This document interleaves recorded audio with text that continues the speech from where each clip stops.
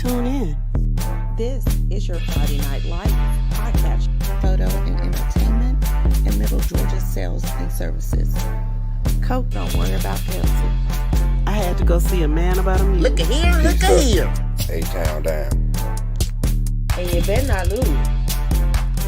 Tune in. Not so fast, my friend. You better say it with your chest. Come on now, shout it. And you better not lose. Hey, you better watch your mouth now. I am a Lego. Better shut your mouth. Yes, I am. I don't mean to interrupt. Better say it with your chest. Let's get it. And you better not lose. What's going on, good peoples? Good evening, podcast land.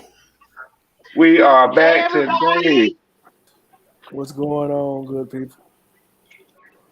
We are day 2 of the 2023 drafts, and boy, was round 1. The first round was like some shakeups, some surprises, and we ain't gonna speak on some of the teams who made some surprise picks, but there were some surprises. Surprises and stupidity. How about that? Yes, Lord. But you know what, though? We're going to talk about all that in a minute. What I want to do is introduce Drew. Welcome back, Drew. Welcome, Drew. Welcome back, Drew of IG, the owner and creator of the IG page, Georgia High School Football. Welcome back. Thank you for having me. Glad to be back. You are welcome. Now, once again, as I've always tell you, I do steal your post, but I do give you credit when I post them. All good. All right. So, with that being said, one of your posts, some of your recent posts, caused a lot of conversation. When does it not? I know, right? So, I'm going to put up on the screen one of your posts, i.e. the predicted region standings pre-spring. Yep. Man, we have... I'm going to let you talk about them. Yeah. Okay. So the thing that people need to know right off the bat about pre-spring is this is when we don't know about all. So a lot of transfers happen during spring practice, right after spring practice. So this is going based off of the information that is readily available and not taking into account all the new transfers that isn't mainstream news already. There's some that we know about that are notable, but for the ones that haven't been publicized yet, that's obviously not going to be considered because it's not public news yet and you can't share it. So this is just going off of like returning talent and everything else, not so much factoring in transfers because a lot of the transfers haven't happened yet. So yeah. All right. Now that we understand the foundation of this, let's talk. Okay. What's 7A? We're going to start 7A Region 1. Okay. For the most part, me personally, I agree with you on this. As far as region standings only. Because I don't see the normal Lowndes Valdosta putting up a good fight against Colquitt County this year. I don't either. I will say though, it's a lot of people think there's a hierarchy in regions, but there's a lot of these regions will end up with ties, and that's due to region upsets. And we know region upsets do happen; it happens all the time. I see Camden County probably pulling off an upset on Lowndes or Valdosta.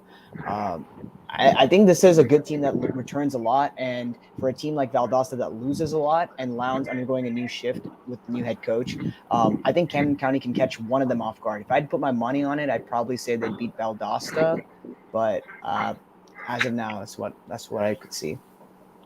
Totally agree. Have any feedback on Region 1? Okay. Just so y'all know, I'm trying to move through this quickly so before the first pick of the second round comes up, because I'm gonna end up switching screens. So just trying to move. Yeah. I'm watching it on my TV too. Yeah, I got it on my computer. I'm gonna throw it up on the screen once they get ready to make a pick. But Region 2. Okay. What do you see in this? I'm with you on Carrollton. Carrollton, the young, I forget the quarterback name at Carrollton. Julian. He has a Juju. Yeah, Juju. Yeah, he has a year of experience up under his belt. He's gonna get his, all season workouts, camps. got a brand new receiver in. Mm-hmm. So I can see Carrollton taking this region, and plus we all expect big things out of Carrollton in 7A this year. Yeah, they haven't given me any reason to doubt them. So they're going to go to 4-0. Westlake's going to follow right behind that. They've always got the talent. They're usually one game short in region most of the time, unless it's an easy region. This case, it's not an easy region, so they fall at second. East Coweta sits at third ahead of Pebblebrook. I think Pebblebrook has a coaching change to undergo. They didn't do a lot with all the talent they had last year, so I don't have too much high hopes for them this year. I think East Coweta still gets the job done at 2-2, so I kind of like the way that region's shaping out. Yeah, I can ride with you on that one. Region 3. Man. Yes, this one's a mess. I'll be like really frank. This region is a mess. It's been a mess last year. It's going to be a mess this year again. And the reason is there's no team that stands out. Now, you're going to see that for a lot of the times I have tied teams. I'll put tied. There's a reason this one doesn't have a tie next to Marietta, McEachern, and North Paulding Hillgrove. It's because I think Marietta will beat McEachern, but I think they will fall to either North Paulding or Hillgrove in an upset.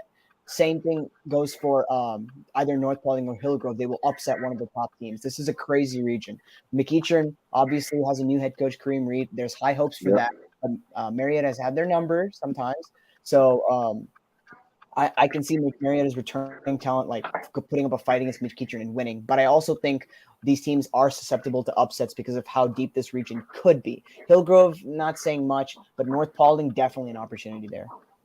Fact. No disagreement there. Region 4, yeah. I can see Region that. 4 is pretty straightforward. I think Grayson's going to go 5-0. I think they're a great team. I think their head coach is pretty. I think a lot of people are sleeping on his ability to be a head coach, and I think that's going to show early on. Parkview 4-1. They do have a new head coach. They did lose Eric Godfrey, but I will say that I think they will take care of business in this region and not lose to Newton again for the third year in a row. So, that's what I'm counting on. I think Newton will beat Brookwood, by the way, and that's not a fun thing to say to all Gwinnett fans, but Newton might beat Brookwood because Brookwood loses a lot of talent. Yeah, for sure. Where we at? Number 5. Yeah, and this one, Walton. Last year I thought Walton would win the region on an upset. It didn't quite happen, but I think Walton wins because they're the better team this year. Walton's definitely going to be in state championship contention. They bring back a ton of players. They've got some transfers coming in as well. North Cobb is good, but losing Malachi Singleton will be an issue. We've already seen how dependent this offense can be on the quarterback. They did lose, or either just won or did lose to Kennesaw Mountain last year. So there are some glaring concerns. I think Walton gets the job done, makes it 5-0. Cherokee, Wheeler, and Kennesaw Mountain, all in weird situations. Cherokee returns a lot. Wheeler does have a running back, I believe, who is statistically standing out, and that could be a mismatch for either Cherokee or Kennesaw Mountain, which gets them a win there. And Kennesaw Mountain does lose their quarterback, Kayman Prangley, so that propels them down the rankings as well. I could see a 3-way tie in that region. Yeah. I have a question. Was Walton the team that upset Buford? That is them. That is how they're going to be known. Okay. Yeah. All right, Region 6. I ain't got no disagreements with you here on Region 6. It's Milton. It's Milton at the top, and then it's just a complete mosh pit. It's really hard to predict who's gonna finish after Milton. Pretty much, yeah. Put some ties. Yeah, I'm with you on that one. This is the page that this is the one that had a lot of feedback. Both Region 7 and Region 8.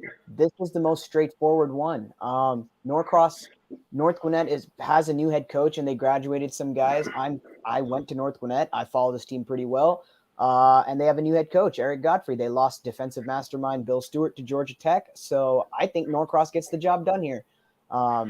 And I think North Gwinnett and Norcross sweep the rest of that region. Meadow Creek loses a lot as well. They lost their running back, Jordan Louie. That's majority of their offense, but I still do think they're better than Ridge, Duluth, Discovery. Berkmar is going to sit at the bottom until they can prove under random head coaches, whoever they have, that they can actually win a game. You can't. I don't like predicting a team to win a game if they've not proven they can win a game. So that's Region 7. Region 8. I mean, we all know what's going to happen to Mill Creek. They're going to fall off. They're not going to be as good as last year. We saw it with Collins Hill. I see the same thing happen with Mill Creek again. I did go ahead and I was nice to them. I gave them a 4-1. I could see them dropping 2 games in region. 3 and 2, yeah. Say 4-1, and it's Buford. I don't think anybody can pick against Buford. They're going 5-0 most likely. Tequila, Collins Hill, and Mountain View. I could see them all stealing a game from each other because of how much parity is in that region. For sure. Panel, any feedback on 7A? Not from me. It seems like he said, pretty straightforward. For sure. None for me. I just think the playoffs for 7A will be very interesting this year. Oh, very, very interesting. Quite interesting. For sure. All right, Pittsburgh running behind, man. Pittsburgh done had all night to figure out who they're gonna pick at number. Still got 3 They got minutes the on first clock. pick for the second. Yeah, and they still sitting on the clock. They should have had that thing up already. Right, should have been up and ready. All right, so on the screen we got regions. We got Class 6A. I know for Middle Georgia Region 1, a lot of folks have some comments on that. You know, everybody's fan base is like, no. That's how it's always going to be. Yeah, but I kind of see where you're going with this. Houston County taking some losses in personnel. Northside lost the coach and personnel. Mm-hmm. So I can see you. The really only team in that region right now with some stability from last year is Lee County. Well, really, actually, I'm gonna did Central lose a lot of people? I'm gonna counter that. I'm gonna say, actually, I think the team with the most stability from last year is Houston County. That might be a hot take here, but Houston County, when I say they return everybody, you can look on Max Preps. They return literally everybody. Yeah, they have a very small senior class. Juniors. By the way, the Steelers pick is in, but the Houston County's entire team, they bring back a quarterback who's a junior, running back who's a junior. Their entire defense were juniors last year. Same deal with Lee County. Their entire defense were juniors. These are going to be 2 teams performing at their peak in terms of leadership and seniority. I think Lee County, Houston County is going to be one of the games of the year. I do think Lee County wins though, but I think Houston County could be a quarterfinal, semifinal type team. Thomas County Central, they don't lose a lot in terms of quantity, but they lose a lot in terms of quality, losing Adam Hopkins. And then, of course, Samuel Brown, a very turnover-less quarterback. And I think the way he impacted that offense set them up for success. They don't have that anymore, and I think they fall a little bit because of that. All right, I'm gonna pause you right there because I don't think we really need to speak on Region 2 too much. Region 2 it is what it is on Region 2. So let's see who the Pittsburgh is taking. Yep, almost the exact same stream as me. Yeah, I'm streaming from online, so I might be a few seconds behind you if you watch it. No, you're ahead of me by 1 second. All right, let's see who they go with.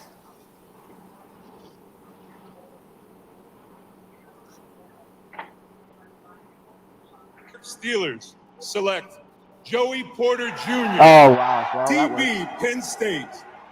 Great. Great pick. Interesting. There is no way I mean, we got to expect that. I mean, his father played there. Mm-hmm. That's what Kansas City did last night. They picked the K-State kid. Yeah, I seen that. Sweet. All right, let me. Atlanta had done the same. I know, right? So, imagine that. So as we said, we're not going to speak too much on Region 2. It is what it is on that one. Yeah, all right. Goes undefeated again. Who's in Region 2? Oh, let me go back. It's basically Savannah region. Oh, okay. Go ahead. Yeah, right. I know, right? It ain't basketball season, so we ain't gonna talk about it too much. All right, Region 3. Region 3. It's a hot mess once you get past Woodward. Woodward Academy and Lovejoy. It's gonna be a hot mess. Monday's meal. I left it at that. I think the way I see it is if you've got a region where it's a complete mess, then try to figure out the scheduling and try to look at who's returning, scheduling, and then see which teams are the closest in terms of talent and all that, talent and production from last year, and then kind of tie them because you think they'll go 1-1 against each other. So I think Jonesboro, Alcovy, and Mundy's Mill were around the same level last year, and then if they all return / graduate the same amount. So I was like, all right, let me just go ahead and tie those teams because I think they can go 1-1 against each other. Yeah, it doesn't matter of how they fall out at the end of the year. Yep. Region 4. Again, it's the top three. It's a mosh pit for the top three. But you think Mary's gonna pull it out and run I actually don't. I don't see that as a mosh pit. I see Marist solidly in 1 and St. Pius solidly in 2. Then it becomes a mosh pit. Okay. Because this region is going to look weird. You're going to see North Atlanta at 3 and 2, Riverwood at 2 and 3, and then you see Dunwoody at 2 and 4. So the reason that happens is because Lakeside DeKalb actually doesn't play everybody in region. So it's a weird scheduling thing. So that's been taken into account. Gotcha. Let me see. Region 5. We already know who's gonna win Region 5. Yeah, I'm with you on that. that's not much to talk about. Nah. Region 6 is interesting though. It is. I think Rome, again, this is a Rome team for 2 or 3 years now that's been like, I think the thing I've heard is like they've got young talent that's ready to produce, but they've never like truly shown what they can do. This is their last chance. After this year, everybody's gone. So they've got to produce. Again, I think they're going to win this region. That region is not a good region. Alatuna lost their longtime head coach, Gary Varner. Creekview, Sequoia, and River Ridge all are around the same level in terms of talent. I think Rome takes this region quite easily, but it's all going to come down to how they're going to do in the playoffs. Can't even argue with you on that one. No. Region 7. Yeah, I know it's unpopular for me to pick Blessed Trinity because they've been a little bit overhyped last year. I'm going to go with Blessed Trinity, though. I'm going to say they go 5-1 here. The reason is because all the other teams got worse. So It's not because Blessed Trinity got better. They didn't. It's because Alpharetta lost pretty much the reason Alpharetta was good is because their quarterback. He's gone. So they're going to tank a little bit. Sprayberry is also – they do return talent, but they aren't good that much. So they also hold. It's pretty much a battle for last place after that. I'm with you on that. Region 8, Gainesville walking away with that one. We already know that. Yes, absolutely. I will be very cautious, and I will say, by the way, Cardinals just traded the pick to the Titans. Oh, what? The Titans? What the hell they up to? I don't know. I just saw the screen. Yep, there it is. Cardinals trade pick to Titans. Anyways, so I will be cautious, and I will say Gainesville. I would not put all my chips on them winning state yet. No, I ain't saying state. I'm focused on. I'm just region. I don't think. I'm not sold on Gainesville even making it past the semifinals. So we shall see. And the other thing in that region is Jackson County does return a lot, and they did get a new head coach. Word is that the players are playing for the head coach. They really like that coach. This is something I found out after I made this ranking, but it supports it. I'd watch out for Jackson County in that region. Okay, keep it out for them. Gotcha. Panel, any feedback on 6A? No. But I do think Gainesville because of the coach they have, and I know, his record and background and resume. I just think because they went pretty far in the playoffs this year. Yeah, they knocked out Houston County in the quarters or the semis. Quarters. So I think they're gonna have some noise this year. Well, they're gonna be that they do return their quarterback who threw for 3,000 yards and 40 touchdowns last year. But the biggest issue I see here is in their rushing attack. They had a great rushing attack to complement their passing attack with Naeem Cheeks running for 1,830 yards. But now they lose that. And so what you have to do at that point is find another running back to complement. They're also losing a couple. So this offense might take a hit, and you might see the quarterfinals where their offense sputters at a moment it matters. Something like that. Anyway. Hold on. I want y'all to check this pick out. I just saw it live. The Tennessee Titans. With the 33rd pick in the 2023 NFL Draft, the Tennessee Titans select Will Levis. Whoa. The quarterback, really? He's gone. Off the board. Yeah. Everybody thought they was gonna take Hooker from Tennessee. No, I told you Hooker from Tennessee is going to Tampa. I like Hooker. Oh, you think so? Yeah, because they've been talking to him. Oh gosh. So he's gonna end up at Tampa. The mail. All right, let's switch this back. All right, we got time. All right, let's move on because we actually doing good between these picks. All right. As you know, Middle Georgia has something to say about Region 1. Everybody thinks Coffee is going to take Ware County. But at the end of the day, though, in my opinion. So the thing I'll say to them is I do like – every year I like Coffee. I think they're a good team.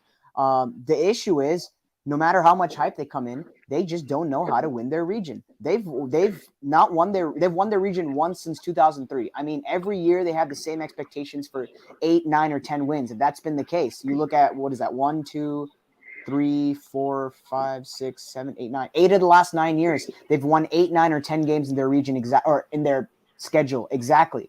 But all that has come with either 1 or 2 losses in region. They don't know how to finish when it comes to region play, and until they learn how to do that, I can't put them number 1. So and especially if Ware County is the defending state champions, give me Ware County. Gotcha. Coffee, learn the Tennessee drill. Quick question: Is Ware losing a lot? Do you know? Ware is losing key players like Jarvis Hayes, but they're not losing their quarterback, and they return a lot of that defense that has been really strong for them and that focal point last year. I'm going to pull it up right now just to be exact. But they do have – I forgot.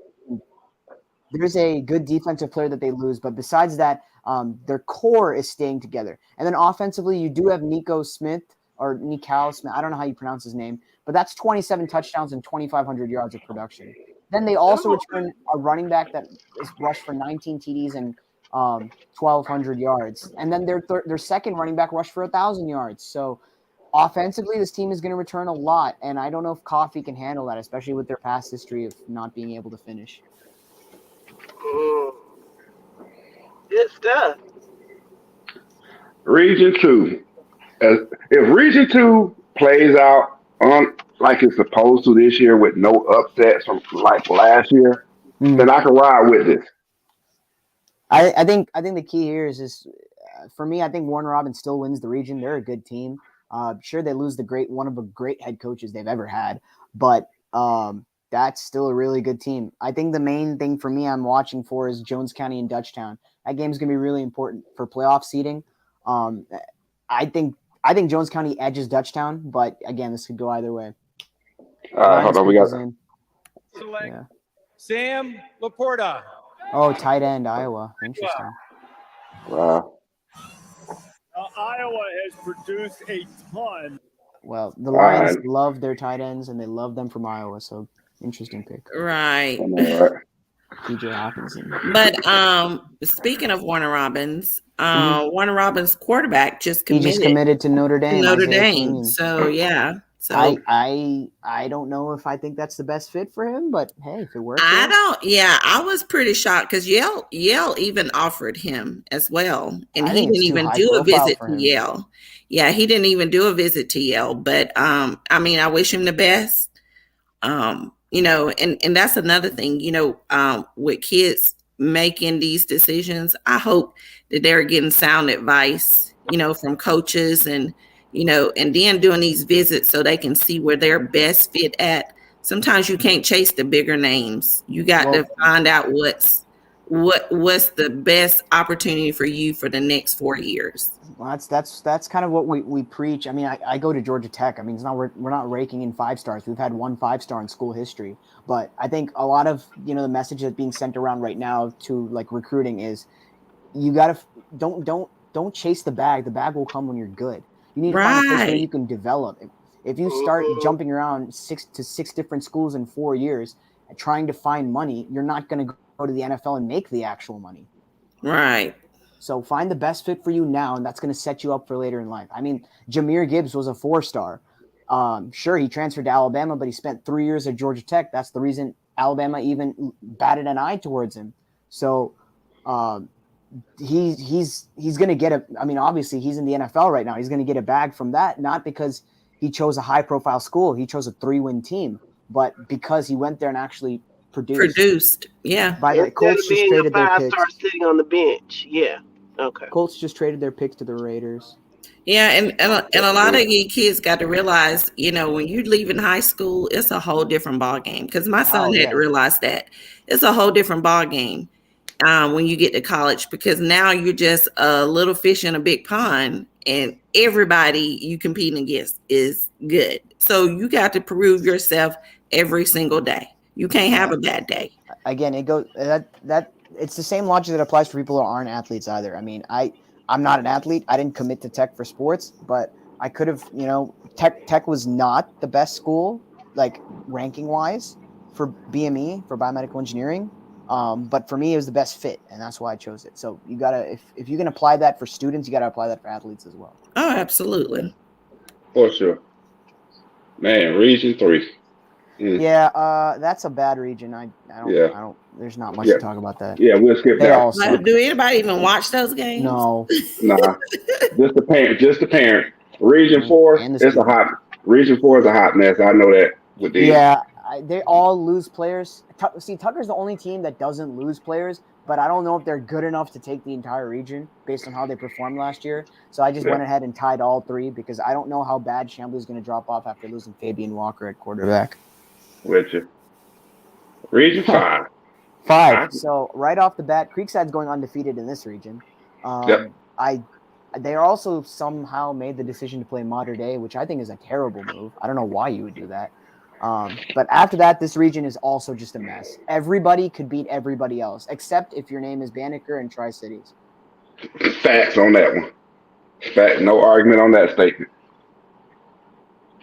And then region 6.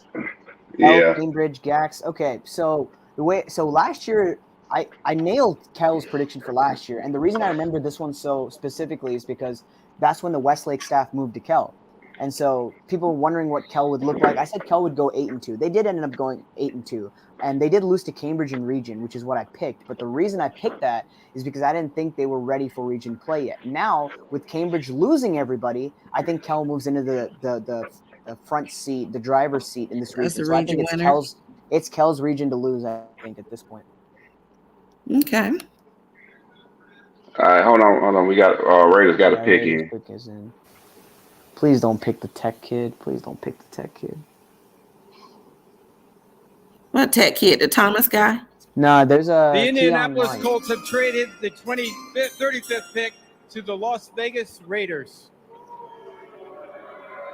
With the 35th pick in the 2023 NFL Draft, the Las Vegas Raiders select Michael Mayer, tight end. Oh, tight end. Notre Dame. Interesting. Okay. Yeah, Georgia Tech's got Keon White, a defensive end, 6'5", 285, and runs a 4.6. So he's. Where do you want him to go? I honestly wanted to go in the first. He was projected to go first round, like edge of the first round at 29 to the Saints, maybe 31 to the Chiefs. I was hoping he'd go in the first round because we'd have a pure Georgia Tech player in the first round for the first time since 2010. Honestly, I just want to see him get drafted. I don't really care where he goes. I know he'll be good.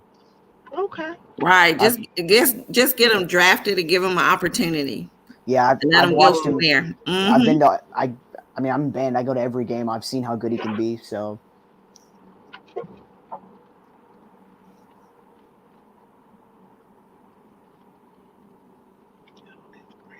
All right, so what we got?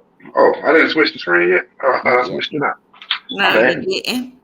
My bad. We still looking at highlights from Michael Meyer. My bad. Let me hit the button. Bam. There we go. Region 7. All right, let me mute my microphone. Yeah, Region 7. It's, again, going to be a two-way race between Calhoun and Cartersville. Now, there is talk about Cass, Cass is going to blow up and all that. Well, last year they had their shot and they didn't. They pulled off the upset on Jefferson, but as Hapeville proved to us 2 years ago, that's not, a hard thing to do. So Calhoun and Cartersville for the top of that region. I think this one goes to Calhoun. They return Caden Williams at running back. I hear they got a lot of transfers coming in. On the other hand, Cartersville's in the opposite position. They do lose a lot. They're going to have a freshman at quarterback next year. A sophomore, a rising sophomore who's a freshman this year. I think that lack of inexperience at the head position gives Calhoun a win. I think Caden Williams again goes off and again beats Cartersville. Okay.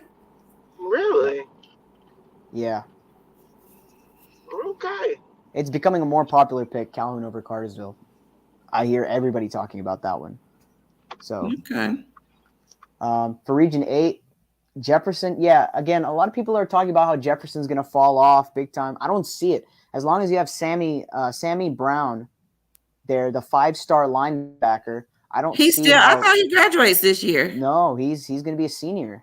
Oh, my God. That kid's like he's been in high school forever. Well, pretty much. He's been that good. He's just been that good from such a young age. And I think while this team might not go far in the playoffs again because of the style of offense they run, I think they'll be good in region play. Loganville did a good job. Loganville had a great offseason. They did lose some players, but what they did is they picked up a really good head coach. I'm trying to find his name right now. See if they updated it. Have Sammy committed anywhere yet? He is not committed anywhere. Okay. So here's the thing. Loganville picked up Jefferson's former head coach, Gene Cathcart. So I think that's a great hire because Jefferson under Cathcart was really, really good, and that's how they rose to notoriety. So I think for Loganville, it's a great hire, brings a lot of stability. That's why I can see them being second in that region. I could even see them going 5-1 in that region on a good day, but I tied them with Clark Central and Flowery Branch because of the unpredictable nature of that region based on last season.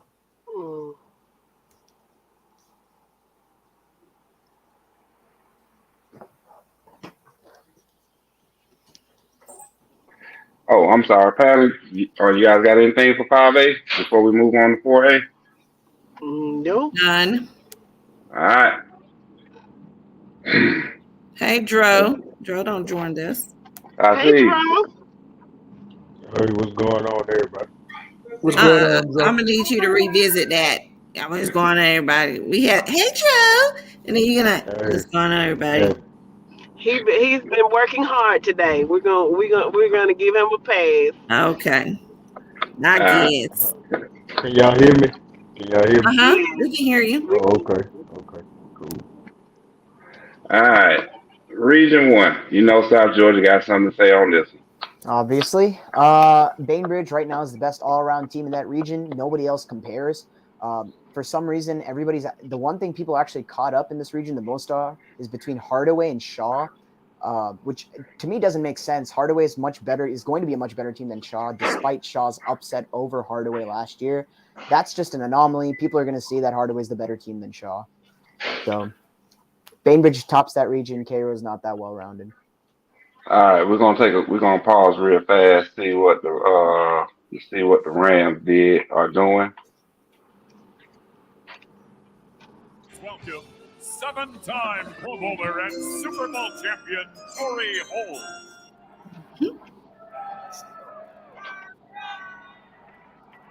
Hey. For the 36th pick in the 2023 NFL Draft, Los Angeles Rams select Steve Avila, guard. Guard, TCU? Yeah, good. Okay. TCU got one up in there. Interesting. I like that pick. Yeah.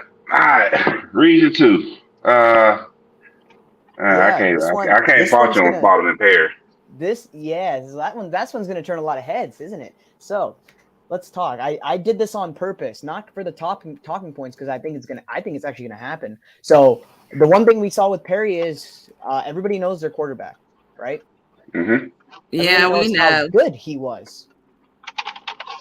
But what happens when you don't have him? So what I did is I looked at Perry before. They get Peach County's quarterback. Well, yes, that's true. However, even without him in 2019, they went 7-5, which is still a good thing, but they still lost in region. So it does happen. And then the year before they went 6-5 and they lost 3 times in region. So what I see here is a Spalding team that actually returns a lot of talent, and they've done it before. They have beaten Perry before, and I think they can get the jump on them again. The reason I say this is I'm looking at Spalding's returning roster is that I see their quarterback, what's his name? Kurt Clark. Yeah. He had 14 TDs, 1,700 yards passing. And then in the rush game, he also has 880 more yards. Behind him are 4 running backs who will be juniors or younger. So they can find a way to complement him in the rush attack, which would leave him to pass more. So that's a way they can beat Perry. Now, we know Perry's secondary wasn't that good last year. Their front seven really gave them a lot of – saved the secondary, I'd say, because it did not give a lot of time for the opponents to pass. But I think this year that might be exposed by Kurt Clark. And then there's not many stats for Spalding, but yeah, I need to see this pick. I'm a Seahawks fan. All right, Seahawks. Select Derek Hall, linebacker, Auburn. What? Auburn got somebody up in there? What? Derek Hall. What? They moving tonight. They moving tonight with the pick. Yeah, because they should already know who the hell they picking. They don't have a whole day. Yeah, I don't know what this pick is. Okay. Yeah, Drew, you called it yesterday. With what? Yeah, we'll talk about that when Drew goes. When Drew gets done, yeah. Speaking of going back to the Perry Spalding. Mm-hmm. Because I'm not a fan of Perry, I really want to say this. Perry still haven't proven anything. You know, they consistently have this stacked team every year, and they're expected to go so far, but when they get off in the playoffs, they always choke. Yeah, I think the issue with them is, so last year the issue with Perry was they got a little complacent. What I mean by that is, when you look at their schedule after they played Peach County, they played literally nobody. They played Howard, Westside Macon, Griffin, Baldwin, Spalding, and West Lawrence.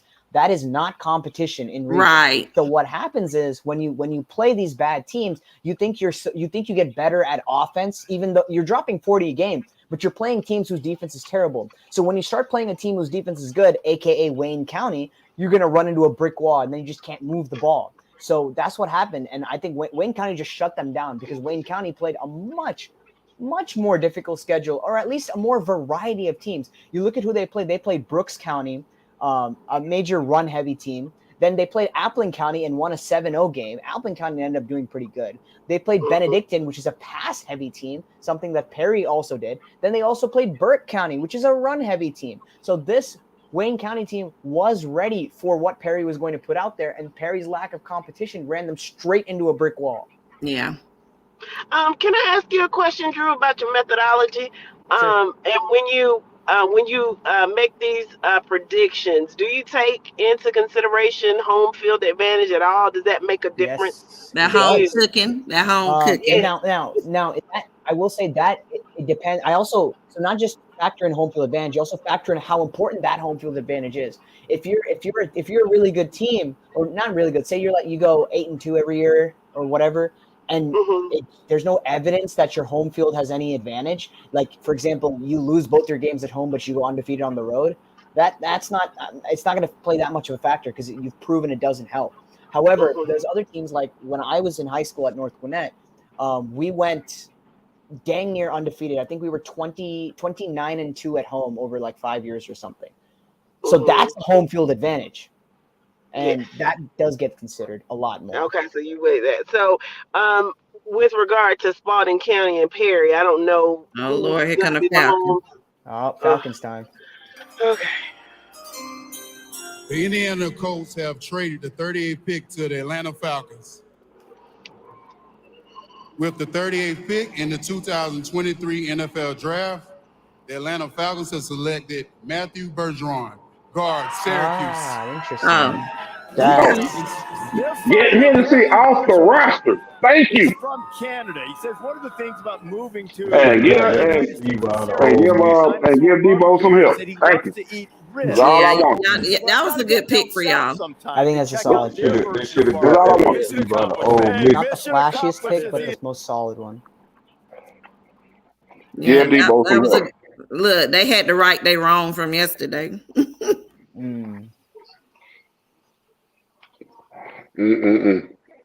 All right. Let's get back. I want to where you're at. He was on, but he got off. He jumped. He fell off. All right, Region 3. Benedictine, Wayne County. I see them battling for that number 1 spot. Yeah, that's it. It's going to be Benedictine, Wayne County for that top spot. I saw how last year's game went. It was 31-10 over Benedictine. Benedictine does return a lot of players. Wayne County also does. So I'm just going to assume that Benedictine probably wins this one again, probably by a closer margin and a more defensive game. But I think Benedictine wins and Wayne County secures that number 2 seed. Benedictine has a good team every year. I don't think I've, in the last 5-6 years that they've had a team that wasn't as good. Yeah, it's a military they consistently, school, so every year they just militarily train their players, and I think that leads to really great conditioning. So every year since 2013, they've had 10 wins except 2019 and 2020, and they still made the semifinals in 2020. So yeah. All right, Region 4, it is what it is on that one. All right. Yeah, LaGrange. I will say for LaGrange, they got a transfer quarterback from. He was the backup quarterback at Carrollton behind Juju Lewis.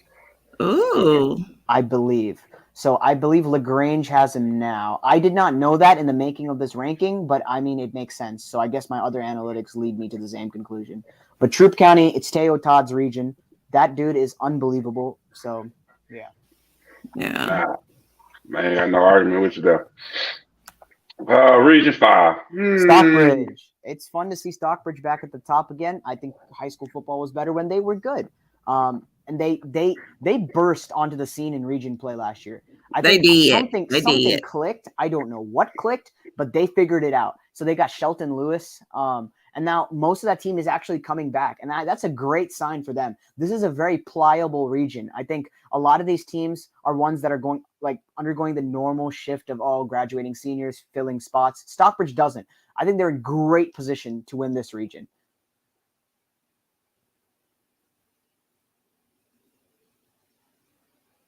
All right.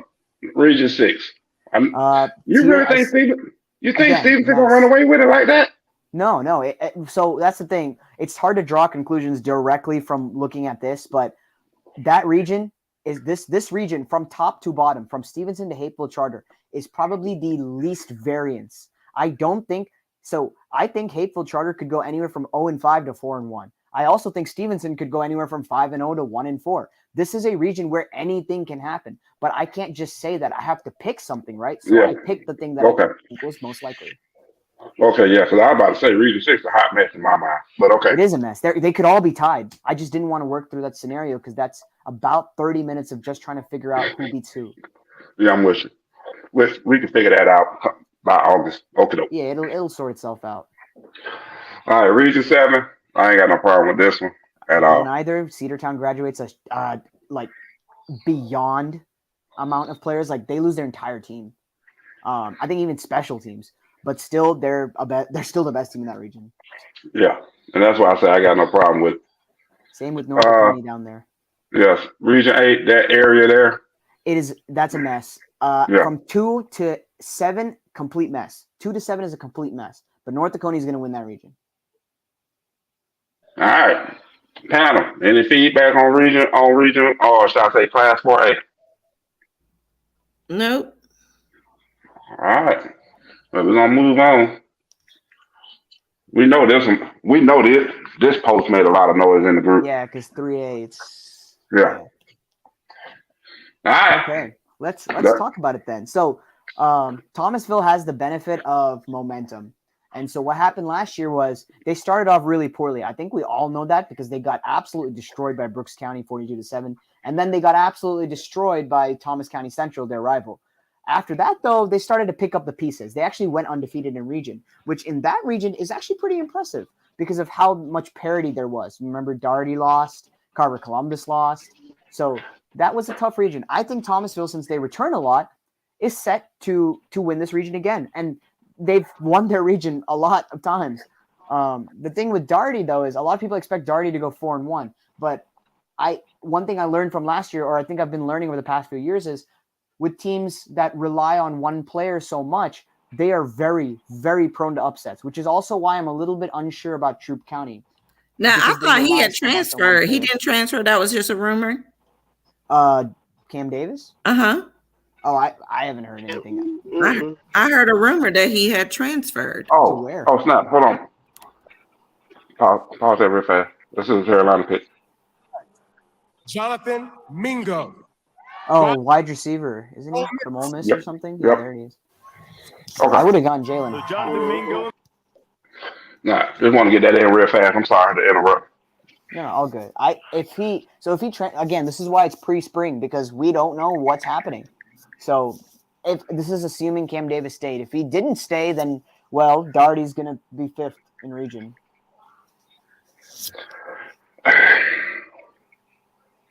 Like I said, I see the region falling like that regardless. I don't see Doherty being that productive once they get in the region play anyway, because they rely so heavily on one player. Exactly. Yeah, he's gonna be wore out. That kid gonna be wore out by that He does time. way too much. He plays running back, quarterback, and on defense. And then on top of that, that whole region has had a year to prepare for him. Yeah. Well, 2 years. Pretty much. A lot of these teams have played each other. Yeah. Chris County, I think Chris County's got a mess going on down there right now. So that's why I don't touch it. It's not good. I'm just gonna leave it there. All right. Region 2. I'm with you on Region 2. Yeah. How can you? I mean, with it's Peach County and then everybody else, and then add on to the fact that they get Marquise Westbrook. Yeah, this is if you could put money on a region team to win region, I'd be putting it on Peach County.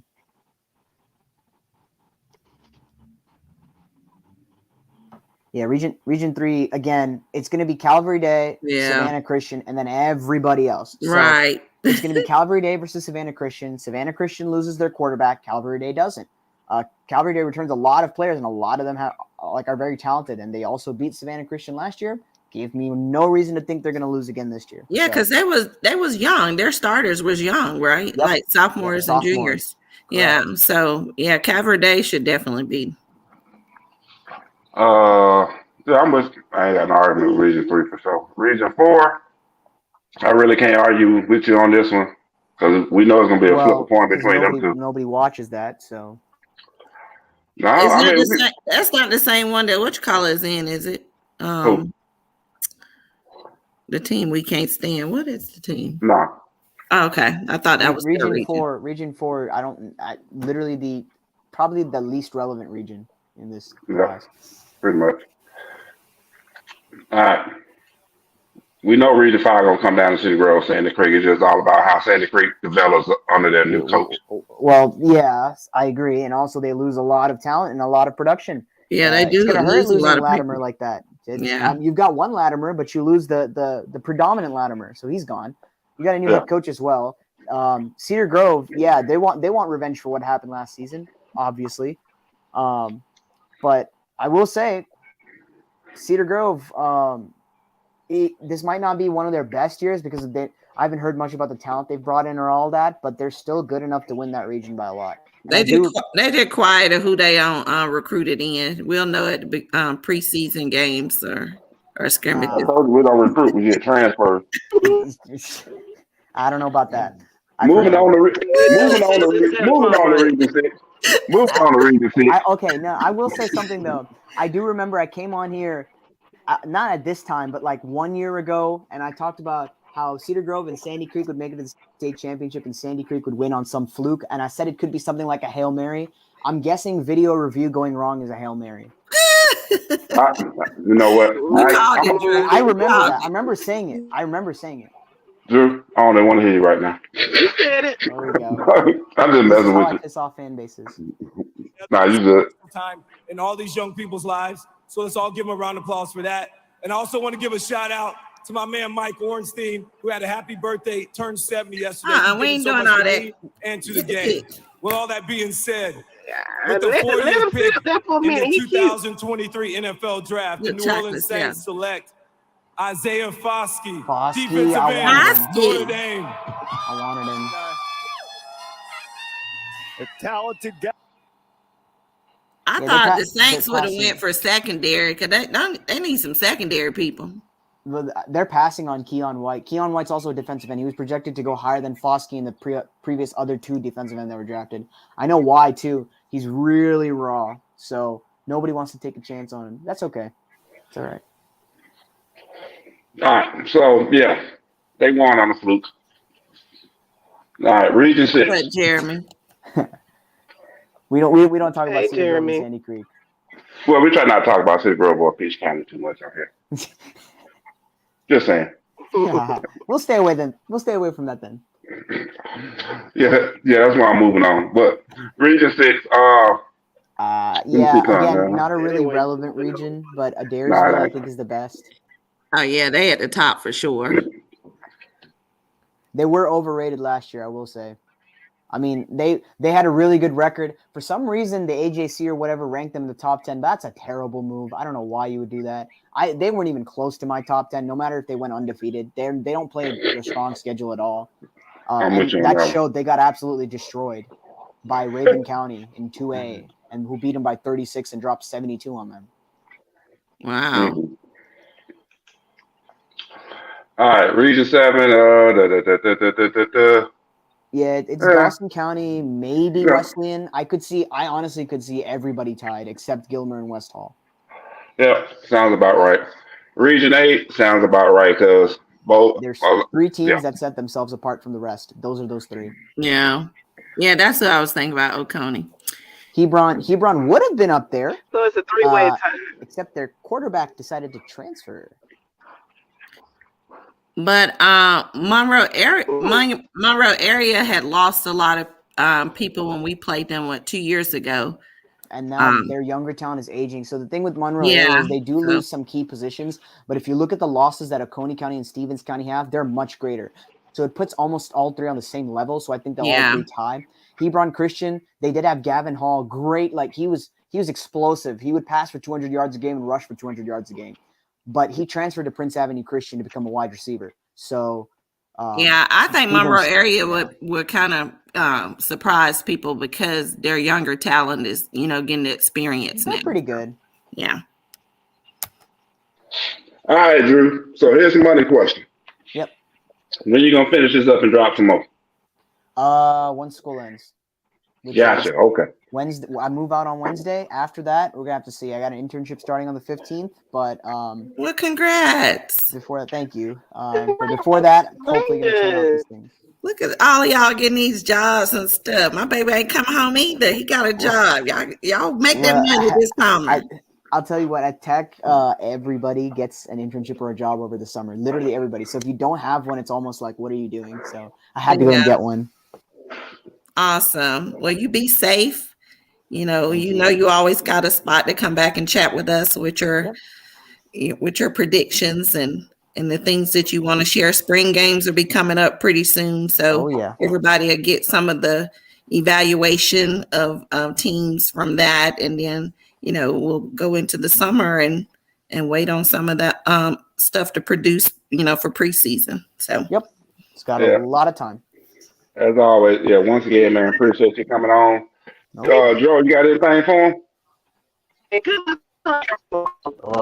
No, I guess I came in kind of late. I just have to catch it next time.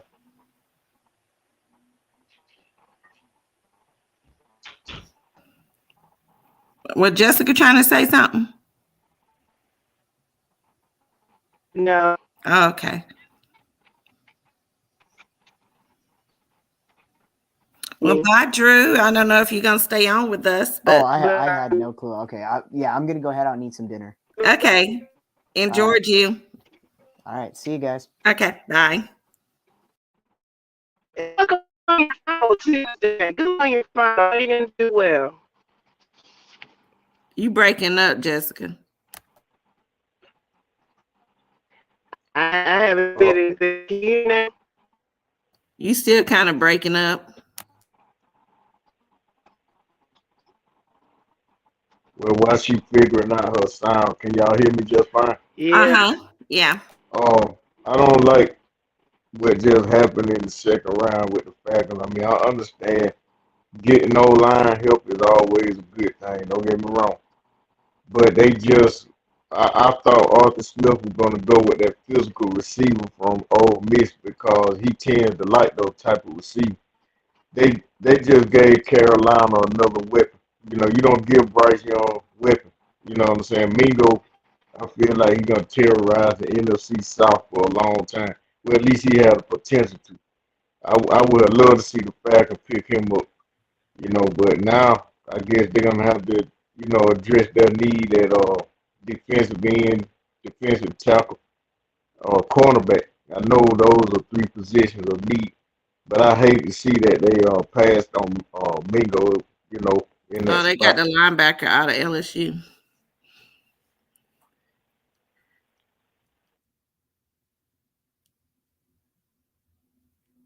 I like him too.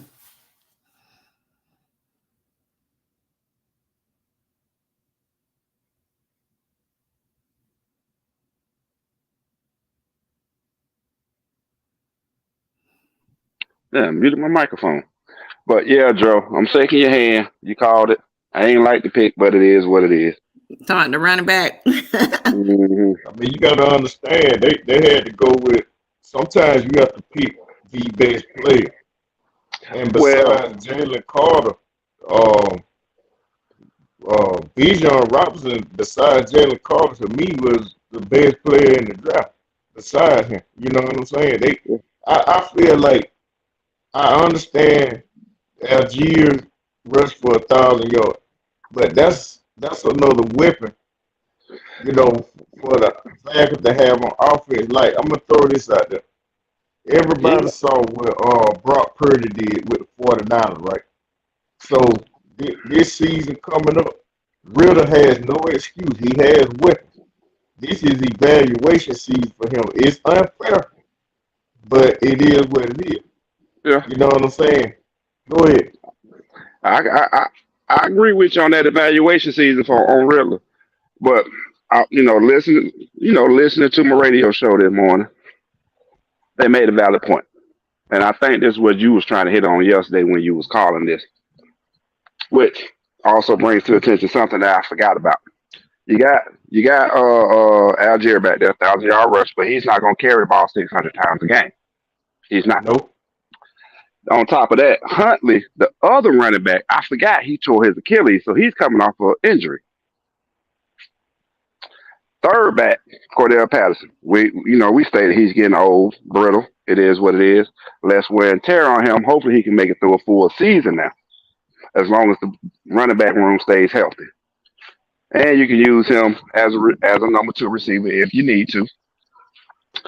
And then they also brought up the fact of what if you put both Algier and Bijan in the back on the field at the same time?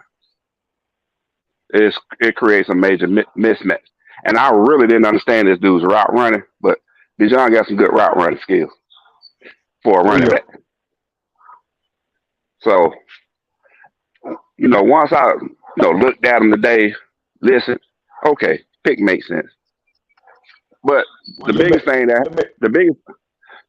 that killed me was all these free agents we signed on defense, especially on the defensive front. A lot of them on a 1-year contract, 1 year and done. Right. And they also made the point of, back in the day, GMs were looking at longevity. GMs ain't doing that now with the way free agency is. They're looking at the moment. So what can help this team win in the moment? He helps us win in the moment. If they was looking at the long view, then yes, Jalen Carter would probably be in the long view. But we're looking in the moment right now. Pick makes sense if you're looking right now. Yeah, because, think about it. Look at the Chiefs formula. They're not winning with an impressive defense. It's their offense that's the catalyst. Their defense is good enough. You know what I'm saying? But it's not one of the top defenses in the league. But it's not at the bottom either. You see what I'm saying? All you got to do is be average. Right. And look at what the Philadelphia Eagles are doing. Look at what the San Francisco 49ers are doing. You see what I'm saying? The Falcons need to make an impact on offense. And that's why you said Cordell Patterson could be a number two receiver if needed. They had a number two receiver on the board, and they let him go to Carolina if needed. Now, was there a need for O-line help? Was there for them to take that kid out of Syracuse? Yeah, because we got to get rid of that left guard. His name is Hennessy. The left guard, Hennessy. We got to get rid of Hennessy. Hennessy is the weakest link on that offensive line right now. Okay, so let me ask you this. You don't think they could have found our O-line help in later rounds? Not somebody that can not for somebody that can come in and contend for that starting position. No, because you're dealing with a raw individual. Okay. Well, let me ask you this: do you think Mingo would have been a solid number 2 receiver had they chosen him?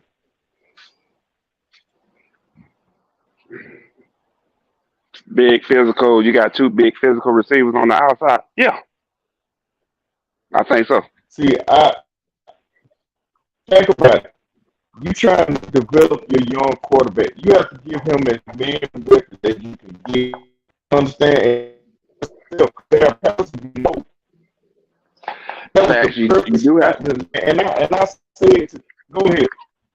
No, I was just gonna say you're right on that. You got to give him weapons, but you also got to help protect him because you got to make him feel comfortable in the pocket. If he back, okay, I understand it. So is it set in stone that Hennessy is leading?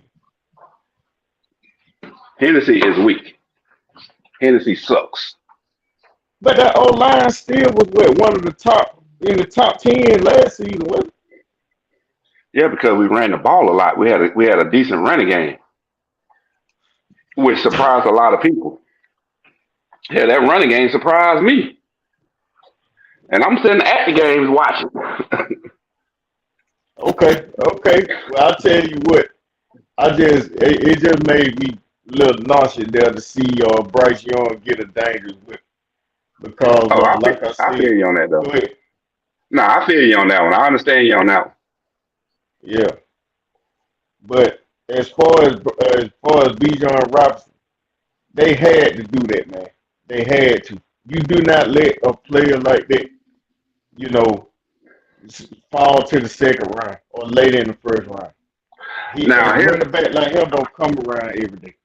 I'm with you on that, and I'm not disputing, debating that first round pick no more. I'm content with it. But I do got a question for you. Yeah. Since we're talking about this number 2 receiver spot, right? Yeah. How do you feel about Jalen Hyatt out of Tennessee? Now he'll be a good one. And the reason I'm asking that question is because they got rid of this. They traded away one of their second round picks. Yeah, they traded up. Sure. They traded with Indianapolis. Yeah, so their next pick is in the 3rd round. Yeah, that sucks. Because they had 2 second round picks today. No, they had 1. If I ain't mistaken, I think they had 1. No, it was 2 seconds, 1/3. No, what was it? Was it 1/4? Because it was 1 round. I think it was the 6th round. They had no picks in. The 5th or the 6th round, they had no picks in. Okay, because I could have swore I saw them having multiple picks in like the 4th round, I believe, but I could be wrong. Oh no, I'm looking right now. I'm looking right now. They got 1. Yeah, see, I'm only saying 1 pick in the 4th round right now. 5th round, no picks in the 5th. Yeah, no picks in the 5th. Let's take a look at the 6th round. Yeah, see, they ain't got no picks in the 6th round either. And then they should have 2 7-round picks.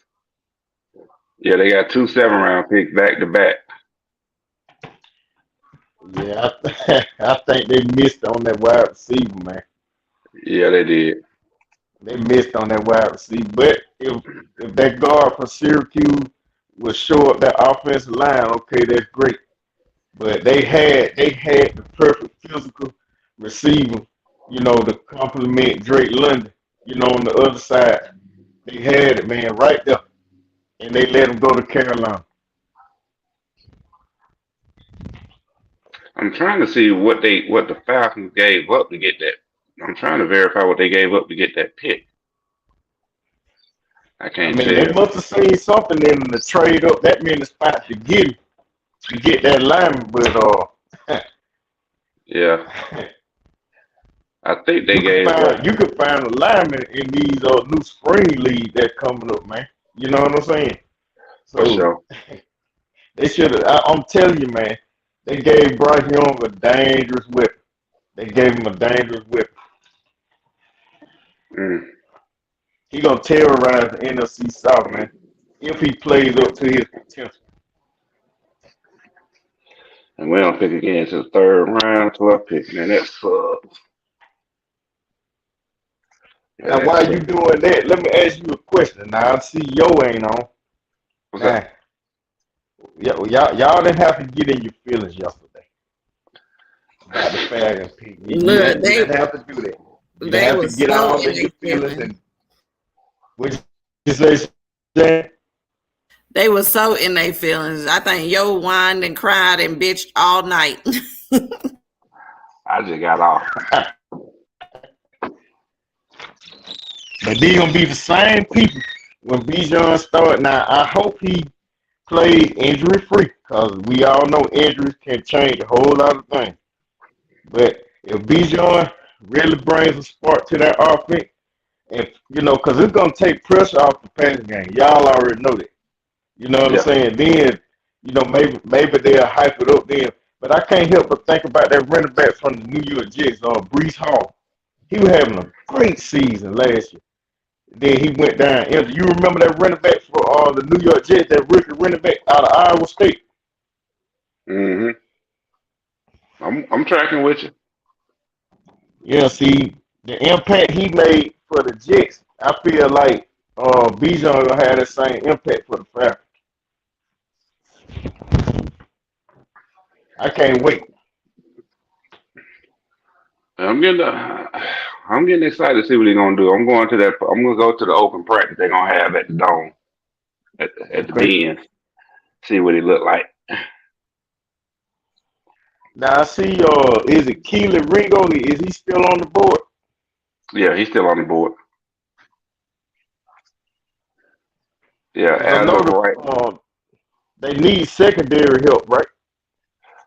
Yeah, we do. As of right now, they got him ranked as the second best corner left on the board. Okay. But it really don't matter, because, like you say, the Falcons don't pick anymore today anyway. Well, we got one more pick today next round. We got one more pick in the third. Okay. Yeah. Oh, that'll be tomorrow then. Nah, today. It's second. It's 2 and 3 tonight. Oh, it's 2 and 3 tonight. Then you got 4 or 5, and then the rest of them on Saturday. Now, let me ask you a question. Okay. How y'all gonna address Sandy Creek this season when y'all play them? You know they coming for blood. Duh. Well, for one, they coming to the one. For one, they coming to the ones for a change. Oh, Lord. That's finna be sold out. And then number 2, they already, like Shan said, we coming for blood. We're gonna leave no doubt. No, they're gonna want to beat the brakes off of them and leave no room for error, nothing to be close. Because the way that game was given to them, I couldn't even blame y'all, man. If things got a little personal out there. You know what I'm saying? I'm not calling for that, people. I'm not calling for that, okay? But I wouldn't even be surprised if it did. Right, It just that disclaimer out there. We're not speaking that. We just saying in the terms of sportsmanship, we know that they're gonna be going hard for that win. I just hope the kids keep a cool head during the game. That's my thing. Kids keep a cool head during the game. Walk away like they did all of last year. Everything that went down with them last year, just walk away. But do protect each other, though, at the same time. And that's what they did last year, especially up in D.C. Walked away, but protected each other when they had to. Yeah. All right, let's see what the Lions finna do. Man, they just had a pick. They picking again? Yep. Now, I tell you, the Lions, they got criticized for picking Jameer Gibbs. It was a stretch. Yeah.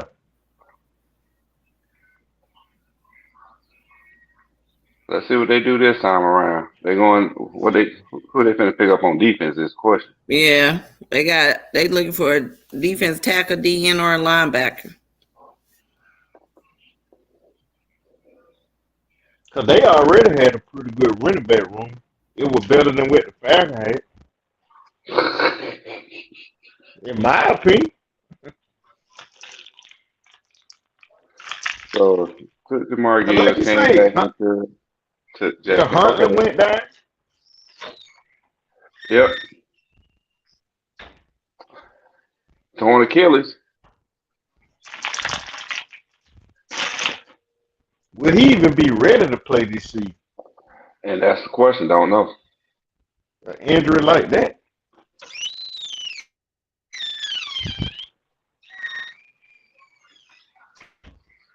All right, let's see what we got going on. Oh. They got Brian that safety Branch, out of Alabama. defensive back, Alabama. They go to Sandy Creek, kid. Many that thought the Alabama Okay. safety would go in the first round. Brian was in the green room last night, and he stuck around to wait. Same high school in Fayetteville as NFL Hall of Famer Calvin Johnson when he was coming home from his recruiting trip at Alabama. His mom, he didn't grow up in Good Alabama. God, damn prove yourself, baby. So Hey, Shane, did you catch that? The what?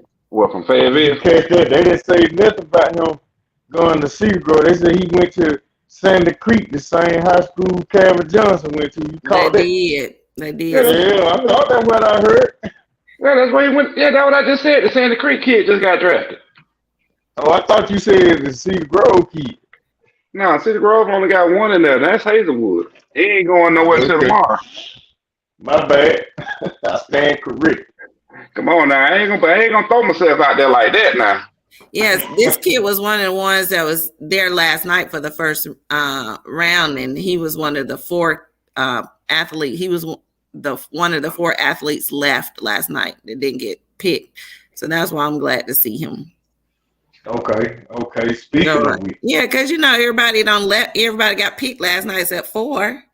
Him and the quarterback and two other guys, and I felt bad. I was like, so I'm glad they called his name right now.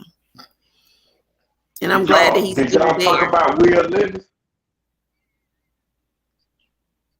No. We didn't. See, I think what hurt him, a lot of teams output, they say his cockiness is off-putting. They say he was very cocky. And then some want to say it was his toe. You know what I mean? But it don't look good for Malik Willis in Tennessee. I mean, for them to go and bring in Will Levis like that, Malik Willis, his career is at a standstill right now, don't you think? I say let him compete. Yeah. Because you got to remember, that's really the only quarterback on the roster right now, ain't it? Out there in Tennessee? Tannehill's still there. Ryan Tannehill's still there. Hold on, let me check. And Malik Willis went last year, so he should have the upper hand. He was the number one pick, wasn't he? He won the number one know. pick. He was the first round. I don't know. I can't remember.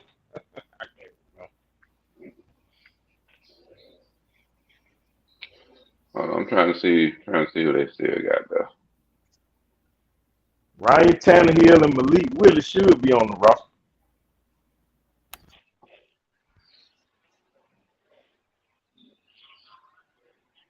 Oh, they ain't got the depth chart out. Brady Jumpers.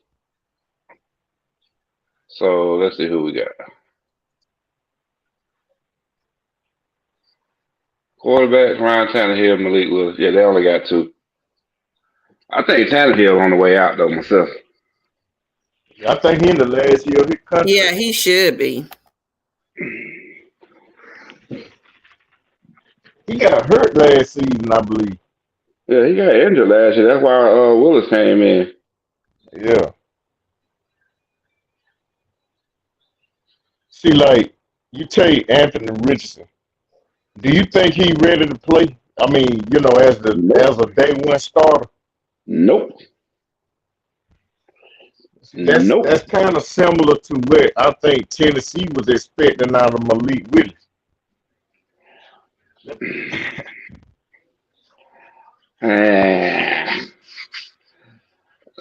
My thing with AR-15, man, is his overall his vision and his accuracy kills me.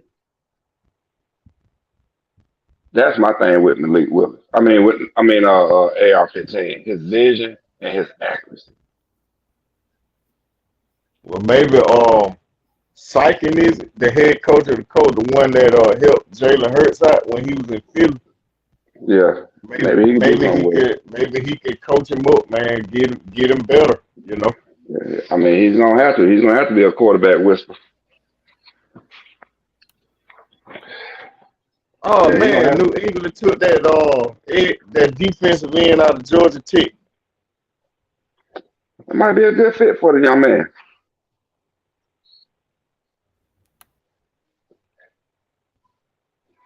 Man, you ain't got to tell everybody until it's up on the screen. Oh, my bad. Sorry, guys. Spoiling that for us. Sound like me last night. Because I got the stream going, but my TV's ahead of the stream. Well, at least we got a feel good story because the Steelers took Joey Porter's son. I know, man. You know that pick kind of feels like the Draft Day movie.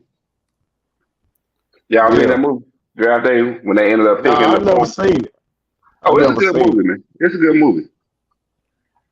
Basically it's supposed to be the Cleveland Browns and how stuff going down on the day of the draft. Yeah, you told me to watch it. Yeah, it's a good movie. Hey, Mr. Robert. But yeah, that pick there kind of remind me of that movie, and what happened with Will Levy reminds you of that movie also. I need to check it out then. I haven't seen it. Man, every movie with Kevin Costner in it is good. So we ain't got no Jerry Maguire agents. Watch the movie. Watch the movie. Okay. I'm gonna leave it at that. Watch the movie. I ain't gonna spoil everything for you. Just watch the movie. Let's see. Keon, you not from? Nah, you ain't from Georgia. Okay. Trying to keep the list updated too, as far as where everybody get picked at. Man, Washington. Nah, they pick in because they so doggone sorry. Yeah, the Commanders that's a pretty good pick. I'm not gonna tell you what it is. Well, they just got new owners, so I'm trying to see what changes finna come about. Yeah. I might try to catch a couple games. Girl, don't waste your money. Look, Shane. Look, I'm hoping our job get free tickets. Nah, what it is, you're gonna go to the game okay, we can go on a date to the game. Your treat. Don't waste your money on them tickets. Look, that's what I did for the Nationals. I ain't mad at you on that one. Hey, y'all. What's What up? if Philly goes Georgia again tonight and they take Ringo? Man, that'd be funny. Man, you heard what the coach did today, right? What happened? What happened? Got his draft picks and stuff in the parking lot. He done pulled up, rolled the window down, and yelled out, "Go Dogs!" No, I missed that, man. Yeah, they said. Yeah, I forgot where I saw that, but that's what the rumor was. It was Carter Smith standing out there along with the two draft picks from last year. See, look, the Buccaneers needs a quarterback, offensive tackle, and defensive end. They finna get that Tennessee quarterback Hooker. Watch. That'll be a good pick for the Bucs. Yeah, because they need somebody. They need a mobile quarterback. We ain't had no mobile quarterback in a minute. He can show wing that thing too.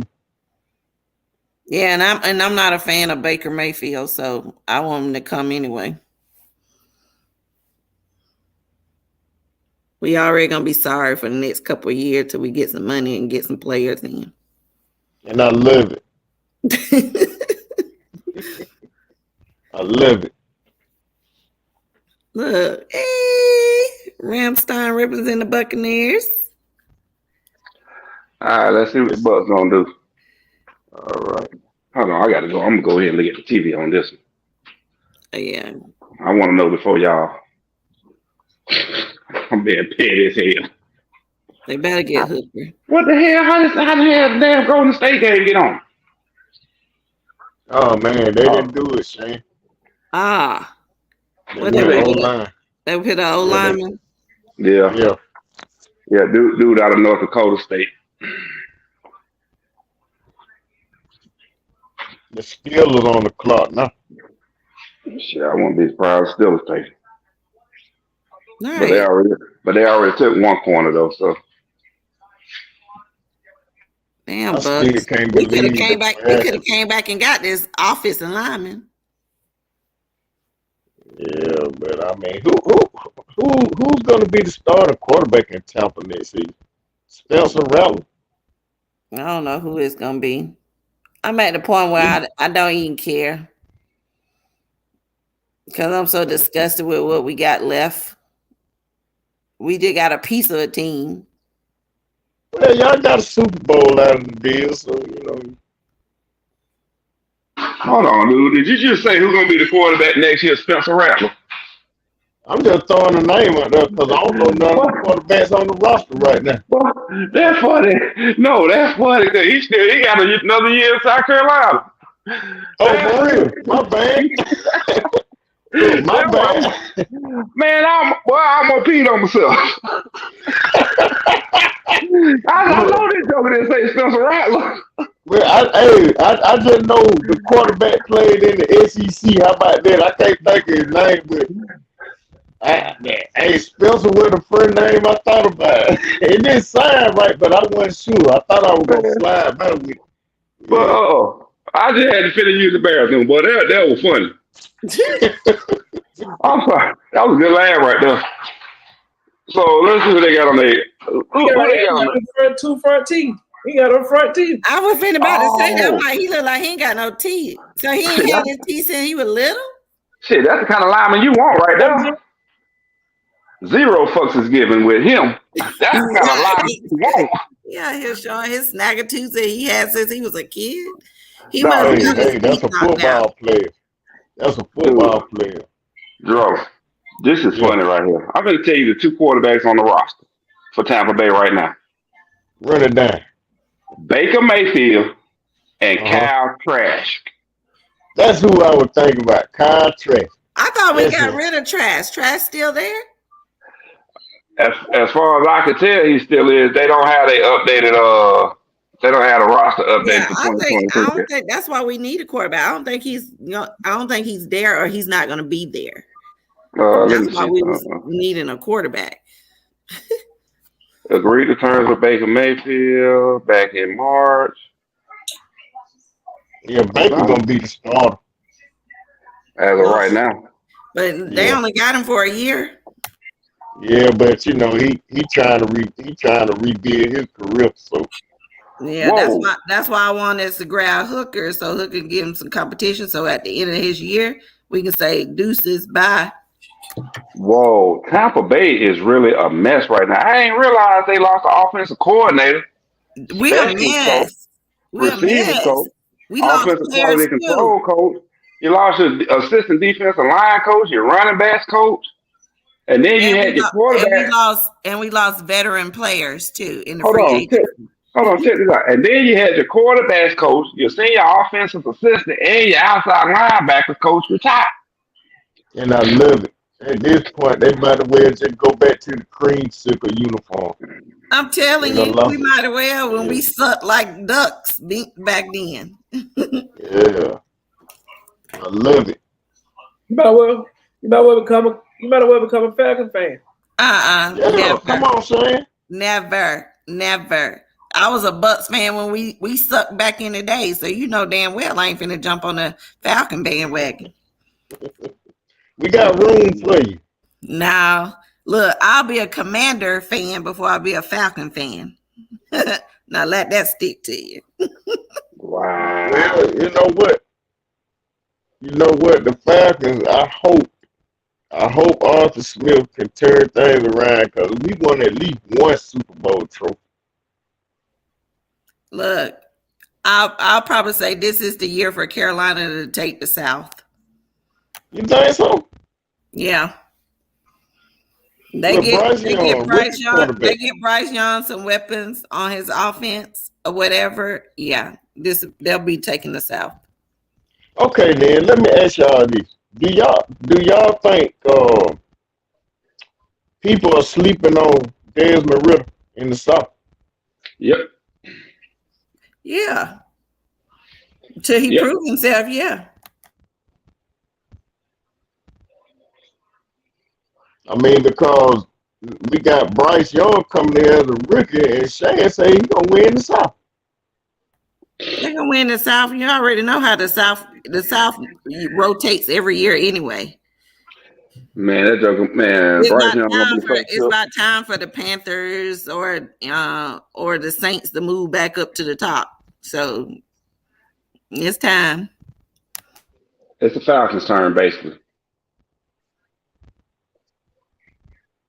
The Steelers went D-line.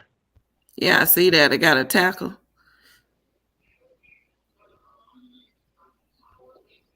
What do y'all think? What do y'all think Jordan Love is gonna do this season in Green Bay? It's a new era for Packers football. He's gonna be all right. He's gonna be average this year. I'm gonna leave it at that. He's gonna be average. Do you think Christian Watson will have another, pretty decent season up on the with Love delivering on the ball? It all depends on if they putting that work in right now. Right, they got to get that chemistry, get that gel, and get that chemistry down with that rhythm and. Yeah, and that's the only reason why I say that. And that's the only reason why I say what I said. They got to put that work in and get that timing down right.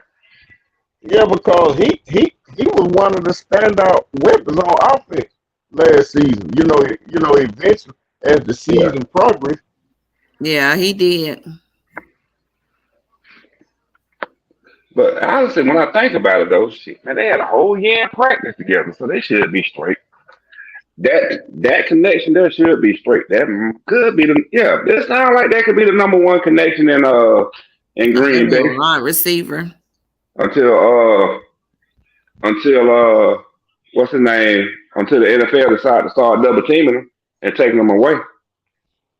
Yeah. So see what kind of adjustments the coaching staff gonna make on that. Probably end up putting them in motion a lot, putting them in the slot and stuff a lot to either one, read the double team or eliminate the double team by putting them on the move. But I think, that might be the connection right there this year in Green Bay.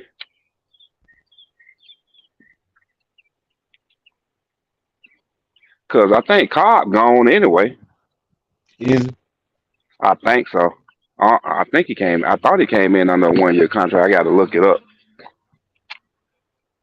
And then, go ahead.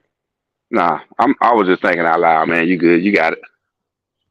I was just thinking. I'm gonna go back to the Falcons for a second. Now, unless some more quarterbacks, they'll play. Warrants them going, like, say, in the top 10 of next year's draft. There's only 2 quarterbacks coming out next season, that every team that needs a quarterback will want to scramble for, right? And that's the quarterback out of USC and the quarterback out of North Carolina, right? Yep. In order for the Falcons. Hold on, I'm sorry. Hold on, dog. I'm sorry. That was funny.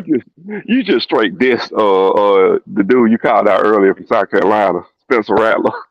Well, hey, listen.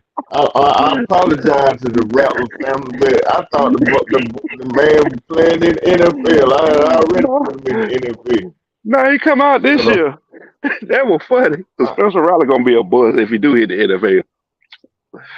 Yeah, but I'm just saying, man, what would the Falcons need to do to grab one of those quarterbacks just in case Ritter don't work out? Well, we gotta bring in another quarterback anyway right now. Because look who we got on the roster at quarterback. Think about it. We only got Ritter, and we got a tight end / quarterback in Felipe Franks right now on the roster. They're going to bring it's another one too. The one they brought in from Washington, Heineke. Taylor Heineke. I thought he was gone. I thought he got released. I thought they signed him. I thought they signed him after the past season.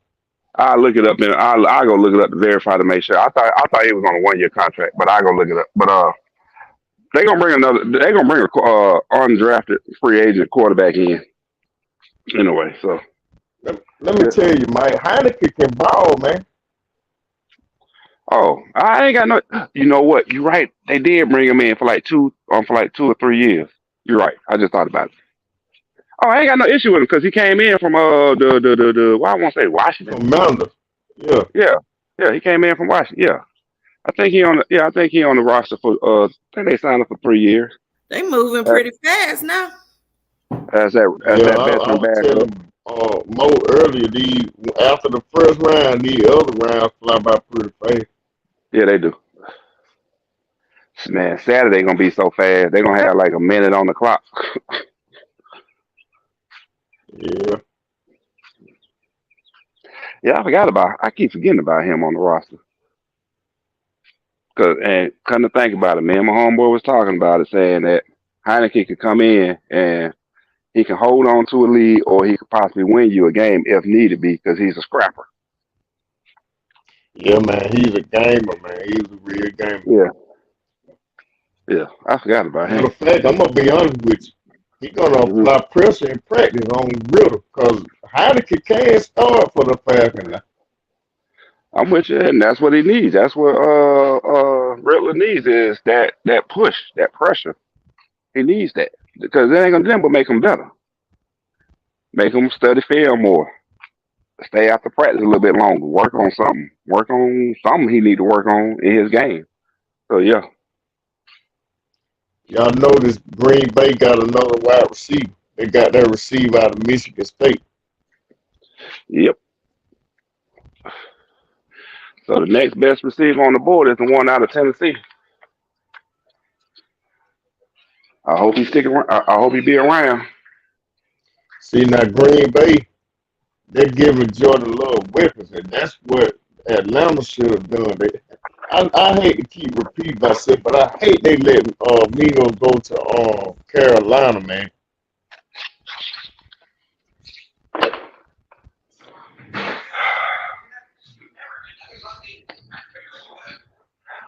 I feel you. But shit. Offensive line receiver. I'll take that offensive line all day to keep my quarterback upright so he can throw it. Yeah, but I understand that, but if your secondary about to get a heap of help and the muscles in the elbow. What did you say, muscle and elbow? Yeah, muscles, elbows, and what they call it, tail like. Well, you silly. You silly. But I feel you, though. I feel you.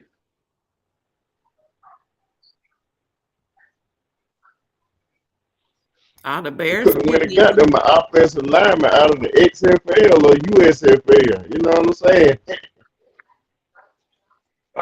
What we got going on here? All right, Seattle drafted a running back. Yeah. Man, hold on. DJ Turner ain't came off the board yet? Out of Michigan? Nope. Yeah, that's surprising right there, man. Wow.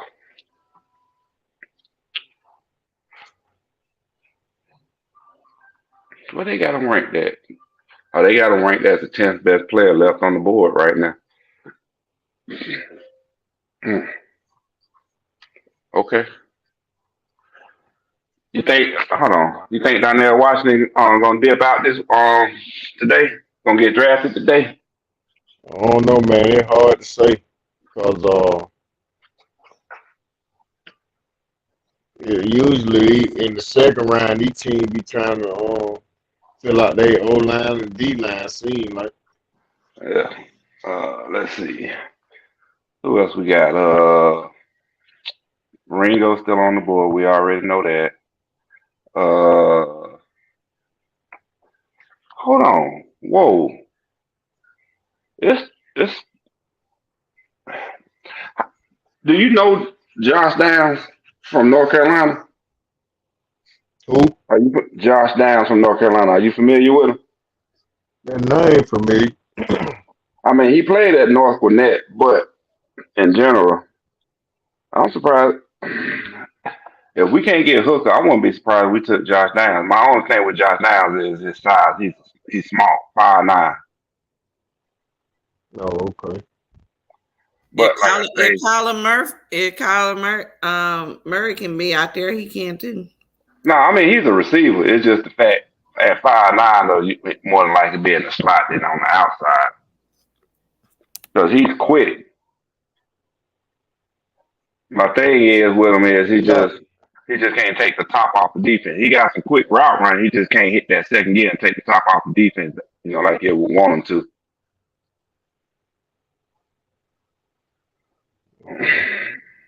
Yeah, for a receiver that height, when you got these 6'2", 6'3", 6'4" linebackers, yeah, they'll eat him up all day. Oh shit, I forgot about Do that. Do y'all think Stetson Bennett gonna get picked in the draft this year? Not today. Probably tomorrow in the 6th or 7th round tomorrow. How long y'all gonna be on? Probably shut it down at 9. Okay. Are you ready to go to bed, Mo? No. I gotta go do something though. So no, I know Dro gonna try to get off before Dro fall asleep on us. Look, he chatting now, but when he get quiet, we know he finna go. For sure. I forgot about the receiver out of Oklahoma, Marvin Mims. I forgot about him on the board. Oh yeah, he's still there. But like I say, at the height of 5'11", though, he'll have to come out the slot on most teams. No, they got Devin Hester out there. I'll be damn, Chicago. He is a legend for them. Yeah.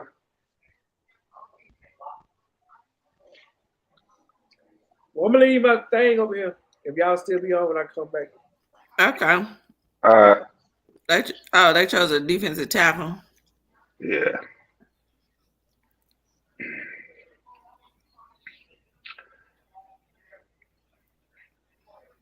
I'm trying to see.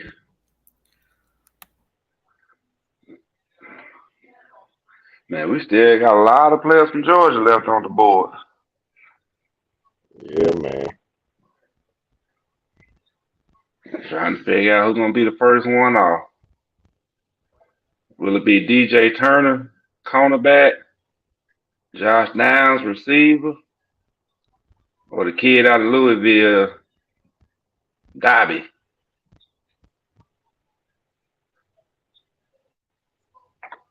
What positions? DJ Turner, cornerback, Josh Downs, receiver, and Dobby, defensive end.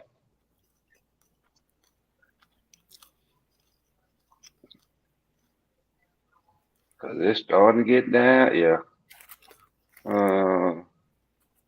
Yeah, that Ward kid, too, out of LSU.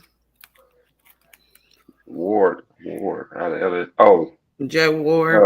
Safety. Yeah. Mm-hmm.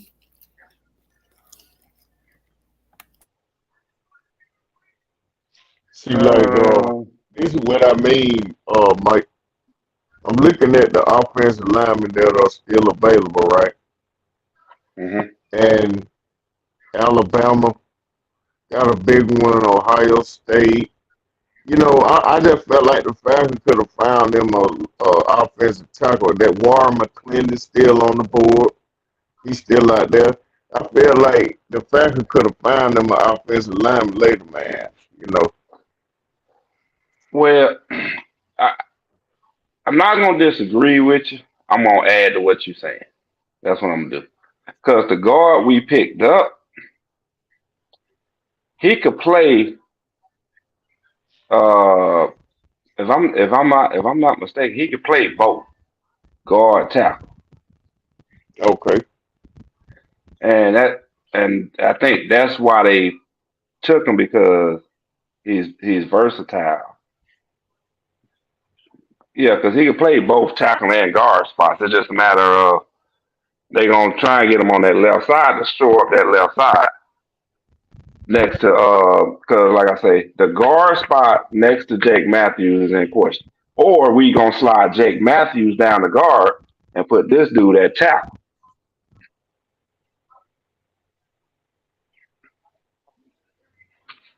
So the dude is, he can play both spots. It's just a matter of which one the Falcons gonna feel comfortable with him playing.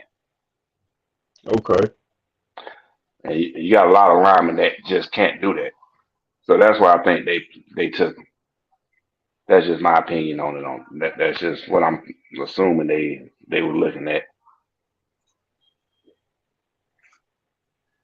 But they should have took that kid out of Florida. They're gonna go. They went guard, correct? He's listed as for a draft for this draft. He was listed as a guard. Yeah, because they still got that kid out of Florida. He the number 2 guard in this year's draft, and his grade is higher than that guard from Syracuse.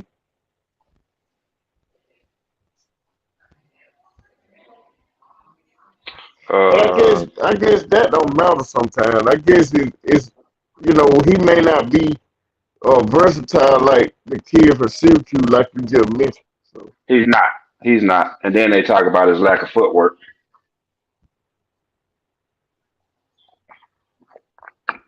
So, because I know the Falcons do, they like not the tackle. That's Caleb McGarry. The other person that they drafted. Because one year they drafted 2 linemen together at the same time. The second one, not McGarry. I think it's the other. I can't think of his name, but he's kind of a hybrid like that. He can play both spots, guard and or tackle. But at the end of the day, though, in the NFL, you can't have too much depth at offensive and defensive line, though. yeah. You know much about that kid out of Northwestern? Adebayo, I may not be saying his name right, but Adebayo, the defensive end.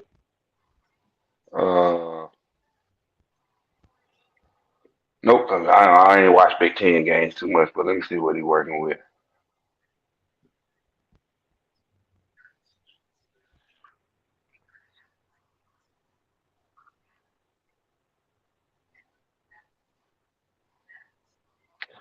Shit, that dude ran a 4.49 at the combine.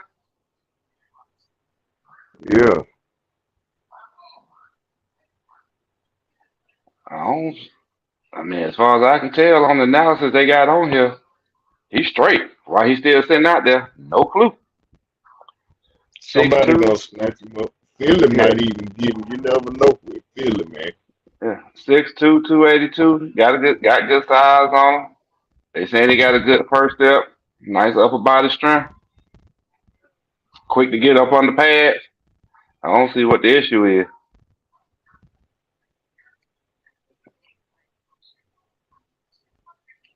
Mm-hmm. The NFL might know something that we might have something on that we not seeing. Yeah. He seems straight though. But at the same time, like I said, I just ain't the one to sit around and watch Big Ten. They don't play good football. They don't play SEC type football up there. Not at all. Not at all. The one I guess people like to say, well, Michigan and Ohio State came. And they're trying to play the SEC team. What happened? For the most part. You remember I told you that the J Ward kid Yeah. parents lived on the same street I live on? Yeah. One of my sister friends that graduated with her is back home today, and she said one thing we're gonna do is show up for support is the whole block party for the NFL draft for J Ward. So they got the whole block, the whole street locked down for a block party. Ain't nothing wrong with that. Not at all. That's how it's supposed to be. I hope he get called tonight. If he don't, he'll be called tomorrow though for sure. I'm just trying to figure out. I mean, Cincinnati needs some safety. Well, let me see what's Cincinnati at right now. What they at on the board? Well, they coming up towards the end of the second round. They need a safety because they lost one. Because that's what they got him tagged as a safety. Okay. And he coming out of DBU too.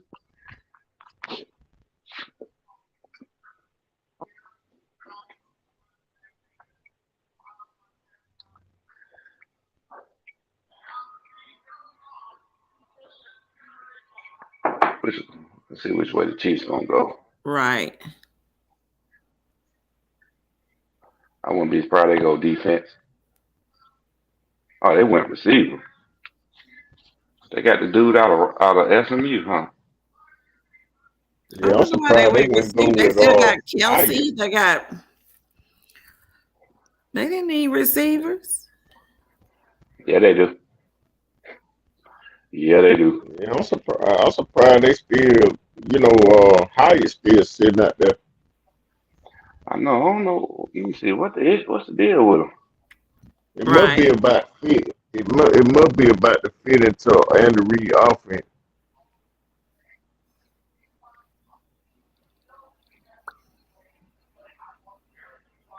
The Chargers got them a pretty decent outside linebacker out of USC.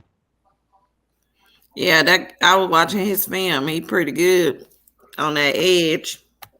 Mm-hmm. Yeah, they saying the issue with Jalen Hyatt is his route running, and he needs to get stronger. The dude is 6 feet, 176.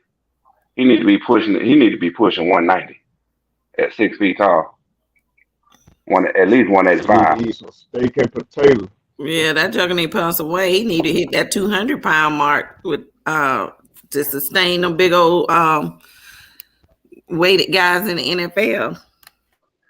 Give him some grits and cornbread every day. But yeah, that's what they're saying with him. Get stronger and become a better route runner. But we know he's a game breaker, though. That's for sure. That's for sure. That's why I say just give these boys an opportunity and let them do their thing. Yeah.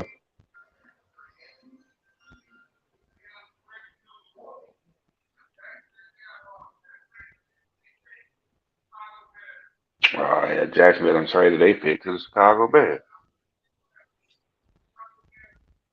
Oh, man. Chicago got that corner out of Miami. Mm-hmm. Well, Atlanta, y'all. Now we good at corner though. We good at corner though because we got the kid from Detroit. We brought the kid in from Detroit. Okay, because I was gonna say they only got Rigo and then that corner out of Michigan. I'm talking about that worth that weight in that draft. They only got them two left. Everybody else pretty much average. I mean, we can bring in another corner. That ain't no problem. But I know on that. As far as the outside go, yeah, got that corner out of Detroit. I can't think of his name, and then obviously Terrell.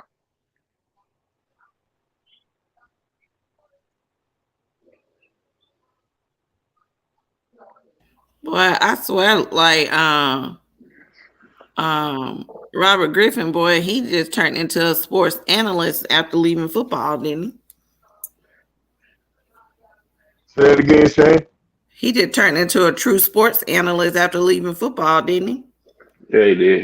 He had to do something to make some money. He can articulate words.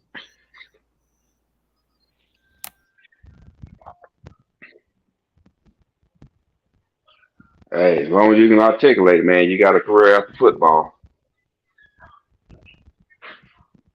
Yeah, and you got to be able to know what you're talking about. Yeah. Cause I ain't gonna lie, that what's the dude name? What's the receiver from Carolina? Smith, Steve Smith? No, is it Steve Smith? That's on NFL Network. Ain't that his name, Steve Smith? That used to play receiver in Carolina. Smith. Yeah, that joker there, boy. Nice. He's so good, man. He works with Randy Moss. Yeah, that joker, Steve. Yuck. He rough around the edges. Yeah, he be holding back from cussing so bad. And when I say he works with Randy Moss can't talk being from West Virginia. Tell me somebody you know from West Virginia that can actually talk. But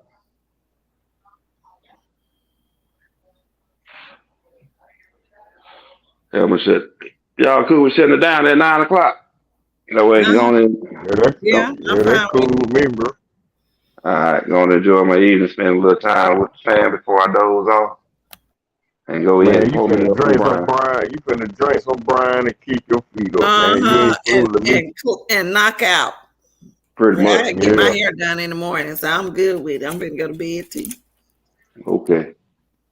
Yeah, that's pretty much what I'm gonna do. Pop me up a glass of brine, sit down in my chair, throw my feet up. Yeah, and let the draft watch me eventually. We knew that. Y'all ain't got to put me out there like that. Mm-hmm. As long as you don't fall asleep again on live. Nah, that ain't gonna happen no more. If I do, I'll mute my microphone like last time. Mike fell asleep on live one time. Yeah, we were backstage. He fell asleep. Okay. I was about to say, cause y'all laughed at me when I did. Look, Dro, but he was calling them hogs, boy.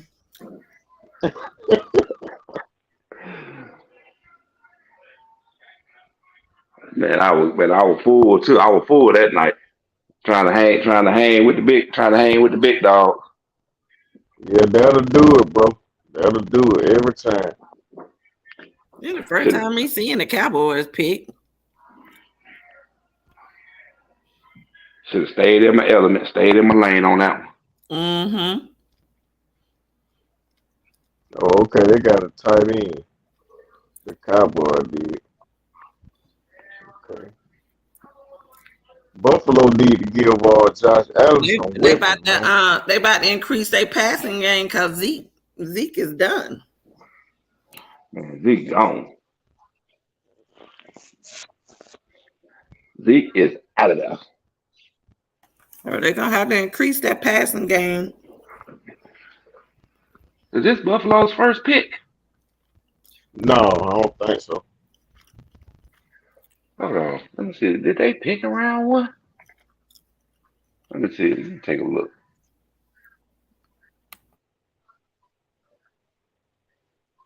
Yeah, because they took the tight end in the first round. Yeah, they took the tight end out of Utah. The one Dallas wanted. They took that tight end Dallas wanted. Yep, right before Dallas picked, so they went on and took a defensive tackle. Mm-hmm.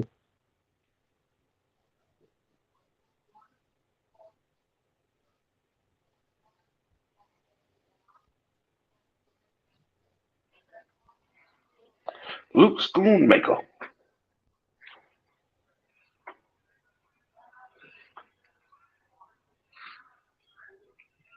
They probably should have took Washington out of UGA, bro.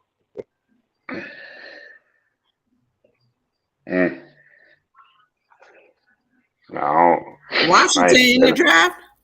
Yeah, he in the draft. He's still sitting out there. Oh, wow. Him and Ringo. I don't like that. And Washington rated the top tight end in the, that's available. I don't get that, man. Like I said, but they know stuff we don't know, so I mean, I defer to them because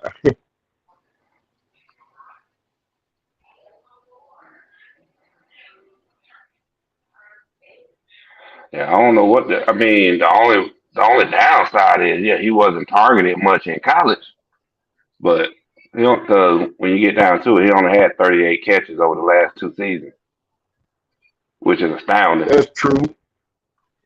So I don't know. Brock Bowers for that, I guess. Yeah, and then he also had injuries too, because a lot of folks were going at his leg, so he was injury prone a lot. Okay. But because he had a lot of leg injuries while he was at Georgia. But outside of that, man, like I said, overall, everybody know he's a dominant player. For sure. And McClendon's still out there, right? He's still on. Nobody's he's picked still him there. up. Yeah. Oh, Warren McClendon. Yeah, the tackle. Yeah, he's still out there.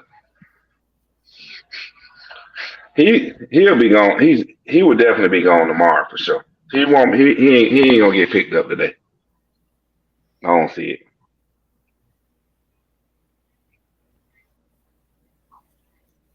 To be within the first 96 picks, nah, I don't see him getting picked in the first 96. He'll get gone tomorrow though. He might be gone in round 4 tomorrow. Well, let me ask y'all this: have y'all seen any steals in the draft yet? Shit, who you want to start with, Carolina or Philly? Just lay it on me. I'm just saying, who you want to start with first, Carolina or Philly? Because the Falcons done let plenty get away. Yeah, unfortunately, man. But I think they hit a home run with their first round pick, but the second round pick, man, I got a bad feeling about that, man. I think that didn't the Texans get Will Anderson? I think that was a steal. Yeah, they traded up. What the Texans did overall was a steal. Because if you think about it and actually paid attention, they had the number 2 and the number 3 pick. Because they traded up to get those picks back to back like that, though. Yeah, they traded up to number 3 with Arizona to get them 2 back-to-back picks, and they messed around and took Stroud and Will took Stroud with the 2nd pick, Anderson with the 3rd pick.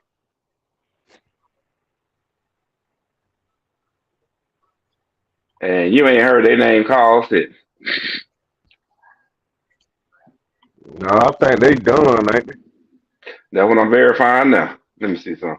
That's what I'm looking at now to see if they got any picks left. Sure, it wouldn't matter because they sit. Sure. Yeah, Philly set. They said Philly gonna be contenders for the Super Bowl again. Man, they got a. Texas got plenty of picks, man. I know they got plenty of picks. They just ain't got no second round pick. They got 2 in the 3rd, 2 in the 4th. Well, because that deal with Deshaun. So that's right. Yeah, so that's why they got so much. So let me see. One of these 3rd round picks.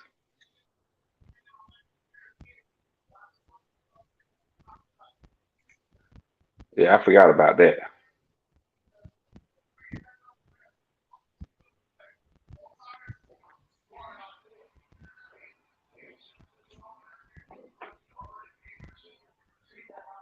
So who did Buffalo get? Oh, they took a offensive guard. They took a lineman. Okay, they went lineman. Oh, they got the one from Florida I was talking about. Mm-hmm. 6'5", 330 pounds.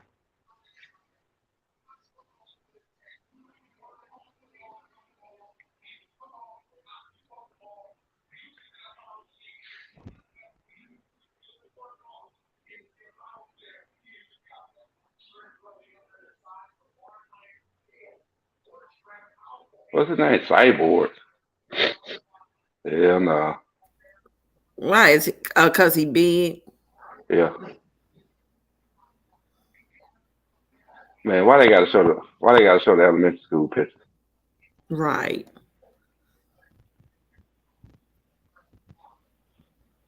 The Bengals, the Jaguars, Eagles, and line. But I'm telling y'all, man, if the Eagles take Ringo, I know something. Yeah, they take Ringo. Look, shut the rest of the draft down. Just put people in different places or whatever, because the Eagles, did not come to play with this doggone draft. They are drafting to win a Super Bowl and to get back to the Super Bowl. All right, there go DJ off the board. There we go. Yep. So it's only one more. Ringo, the only one left. The Bengals got a good one. Hold on. What's this? Round 2, pick 20. What overall pick were you? What overall pick? He ran a 4.26 at the combine. A 4.26? Dang. Yep. He ran the fastest 40-yard dash of any player at the combine. That's what it say. He ran a 4.26. Again, with a little handsome self.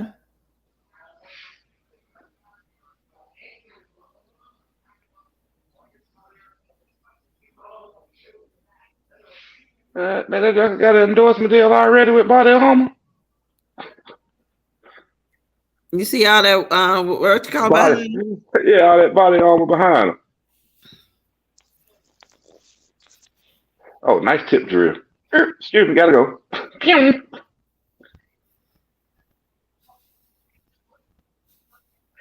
Yeah, DJ Turner went to North Gwinnett, transferred down to IMG Academy. Okay.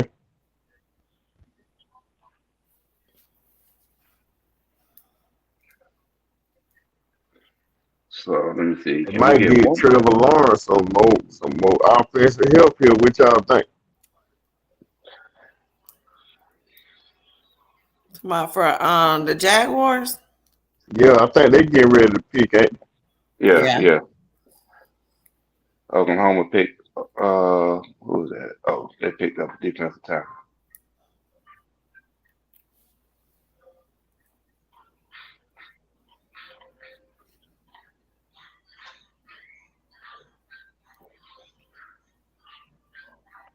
Okay, so Jacksonville need DB. They need some defensive players. Okay, they picked up the offensive tackle from Oklahoma. Okay, in the first round. All right, folks. Now I can get ready to go and shut this thing down so I can go and rest up and chill out. Wait, let's see what Jacksonville pick is. Okay, we can do that. But they say they're picking. Because they're going to pick somebody defensive. They go on offense. You think they're going on offense? It said they need a DN, a DB. Yeah, I'm just talking trash. Yeah, I ain't no telling what they're going to do. This thing's so unpredictable. You can say defense all day. No, everybody don't pull a Falcon now. I won't be surprised they take the DN out of, because they do need to work on that pass rush, take the defense in out of Northwestern. That thing on the board. He'll be a steal.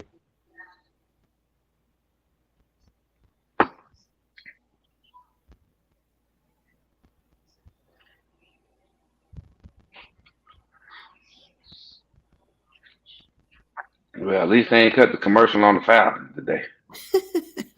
I know, right? Because they'll normally do that one. Shit, they did yesterday. Last night was the only one commercial we had was doing the Falcons pick. So disrespectful.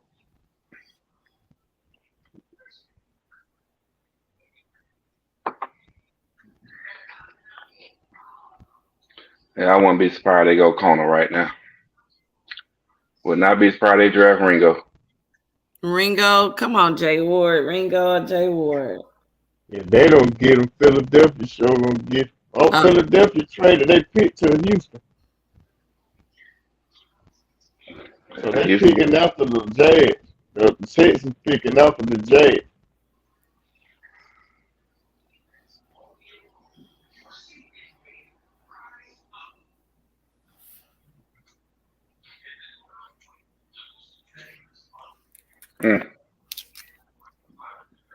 Man, announce the pick, man.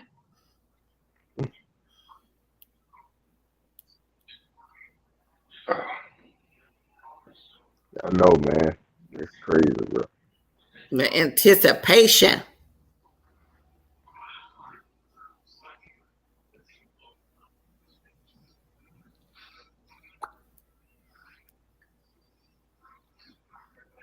I'm glad we ain't seen no crazy girlfriend situations on videos. This draft. I guess too many learned their lesson before. Yeah, I know, right? Now that Russell Wilson thing funny as hell to me though. I know. that white girl from Russell Wilson, but I know she's still sick. And then her last name meme. Oh man. What about CD Lamb? I know. CD Lamb. Look, that's a mommy move I would pull. Get up, girl. Yeah, she gonna try to take the man's phone. He wasn't having it.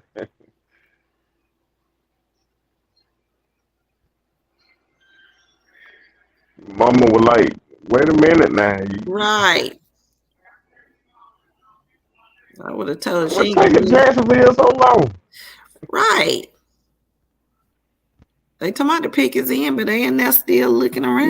Nah, somebody talking. I don't know who it is talking, but somebody talking. Oh. They took a tight end. Well, I guess they did get a weapon for what's the name? For Sunshine. Yeah. Oh, that's Fred Taylor. Ain't it? It is. Yep, Fred Taylor. Taylor was a good running back, man. He was. Fred, call me. Girl, I'm gonna put this thing down. There she go thirst trapping. Fred look good. Couldn't help herself. All right, folks, man. But y'all have a good one, though. All right, podcast. All right, y'all too. I enjoyed it. No problem. Sure. Look, are y'all catching the rest tomorrow? What we doing? Yeah, for sure. Not tomorrow. I'm gonna be here, not tomorrow. I'm gonna be watching on my phone and everything. Okay. Yeah. Well, check out the podcast page for updates. I'm back. We'll be checking you guys out next week. Oh, y'all finna go? Hey. Yep. We out, man. I'm tired. All right. All right, EP. Have a good one. All right, you as well. Good night, Mr. Robert. Good night. All right, Robert. Have a good. For sure. Peace up, A-Town down. Y'all have a good one. Be safe out there over the weekend. Deuces. All right, y'all too. All right, later. All right. Tune in. This is your Friday Night Live podcast, photo and entertainment, and Middle Georgia sales and services. Coke don't worry about Pepsi. I had to go see a man about a Look at here, look at here. A-Town down. And you better not lose. Tune in. Not so fast, my friend. You better say it with your chest. Come on now, shout it. And you better not lose. And you better watch your mouth now. I am a label. Better shut your mouth. Yes, I am. I don't mean to interrupt. Better say it with your chest. Let's get it. And you better not lose.